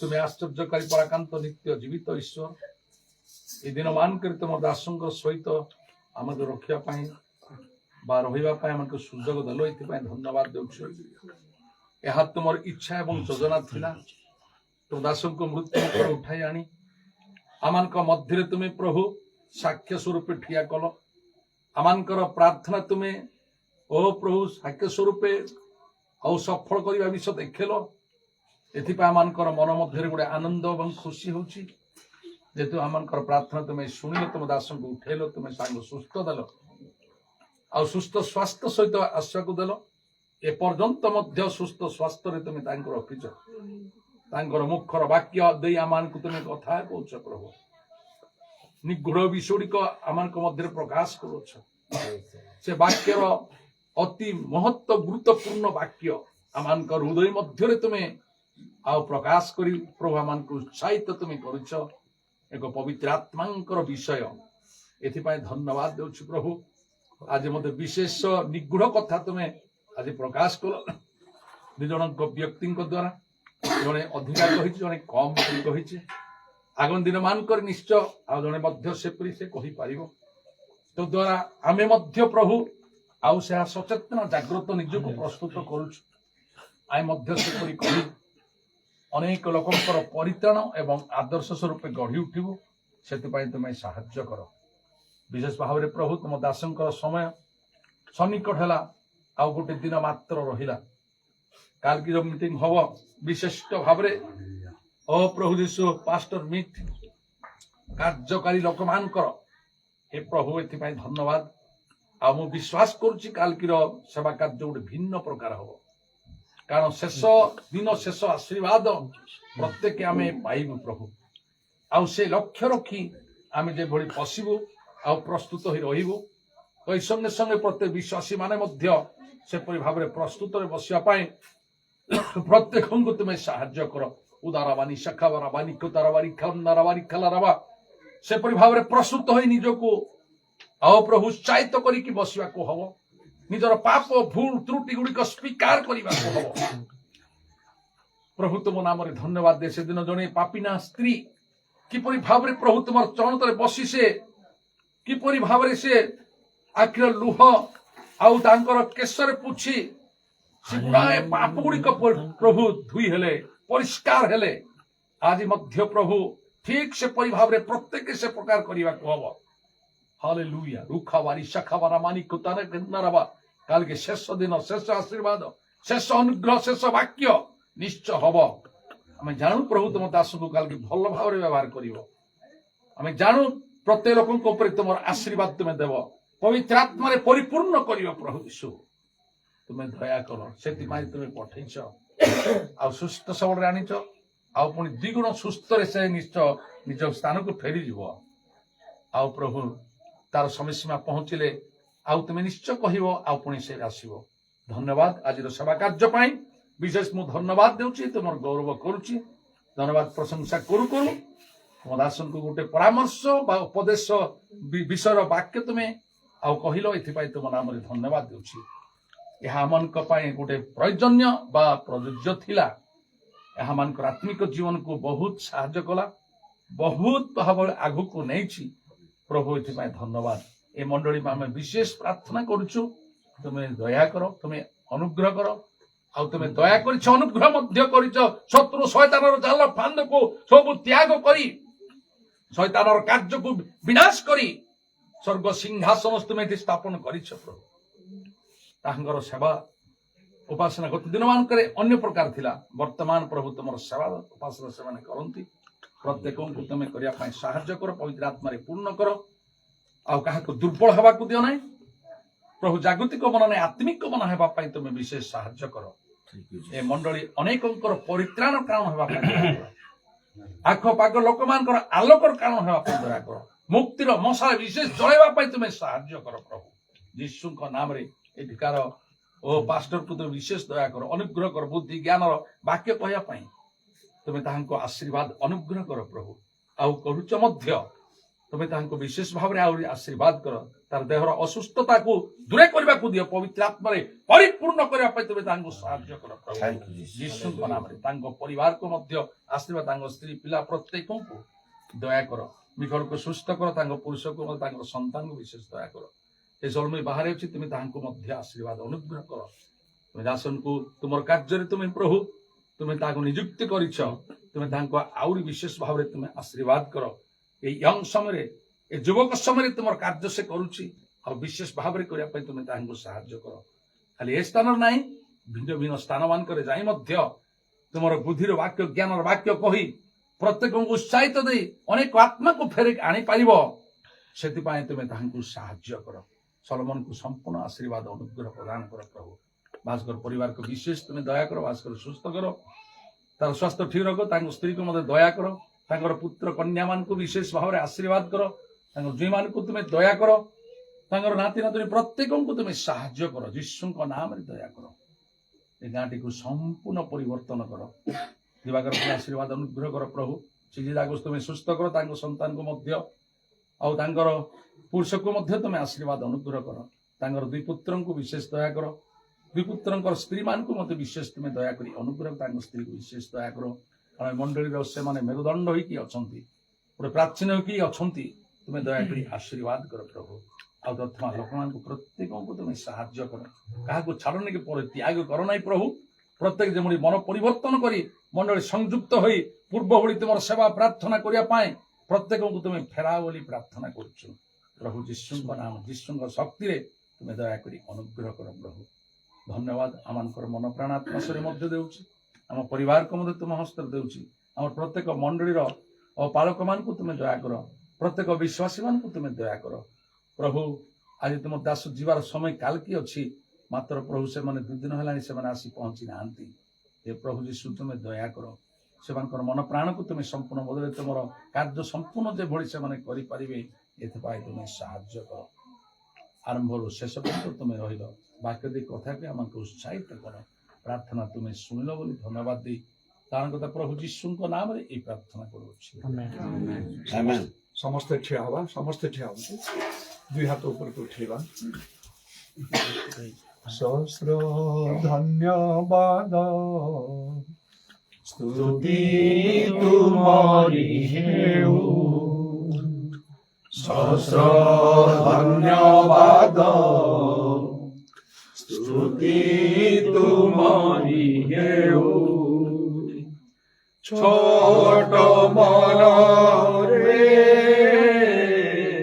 ତୁମରି ନାମ ଗାଉଛି ଛୋଟ ମନରେ ତୁମରି ନାମ ଗାଉଛି ଦୁଇ ହାତ ହଲେଇକି ସମସ୍ତେ ଗାଇବା ସହସ୍ର ଧନ୍ୟବାଦ ସ୍ତୁତି ତୁମରି ହେଉ ସହସ୍ର ଧନ୍ୟବାଦ ସ୍ତୁତି ତୁମରି ହେଉ ଛୋଟ ମନରେ ତୁମରି ନାମ ଗାଉଛି ମୁଖ ଖୋଲିକି ଉଚ୍ଚ ସ୍ୱରରେ ଛୋଟ ମନରେ ତୁମରି ନାମ ଗାଉଛି ସହସ୍ର ଧନ୍ୟବାଦ ସ୍ତୁତି ତୁମରି ହେଉ ସହସ୍ର ଧନ୍ୟବାଦ ସ୍ତୁତି ତୁମରି ହେଉ ଯେତେବେଳେ ପିତା ଈଶ୍ୱରଙ୍କର ପ୍ରେମ ପ୍ରଭୁ ଶ୍ରୀକୃଷ୍ଣଙ୍କର ଅନୁଗ୍ରହ ପବିତ୍ରାତ୍ମାଙ୍କର ସହଭାଗିତା ପ୍ରଭୁ ଯୀଶୁଖ୍ରୀଷ୍ଟଙ୍କର ଗୌରବମୟ ପୁନରାଗମନ ପର୍ଯ୍ୟନ୍ତ ଆମ ପ୍ରତ୍ୟେକଙ୍କର ସହବର୍ତ୍ତୀ ହୁଅନ୍ତୁ ଜୟ ଯୀଶୁ ମସିହ କି ଜୟ ଯୀଶୁ ମସିହ କି ଜୟ ଯୀଶୁ ମସିହ କି ଜୟ ଯୀଶୁ ମସିହ କି ହାଲେଲୁୟା ହାଲେଲୁୟା ହାଲେଲୁୟା ହାଲେଲୁୟା ପ୍ରେଜ୍ ଦ ଲର୍ଡ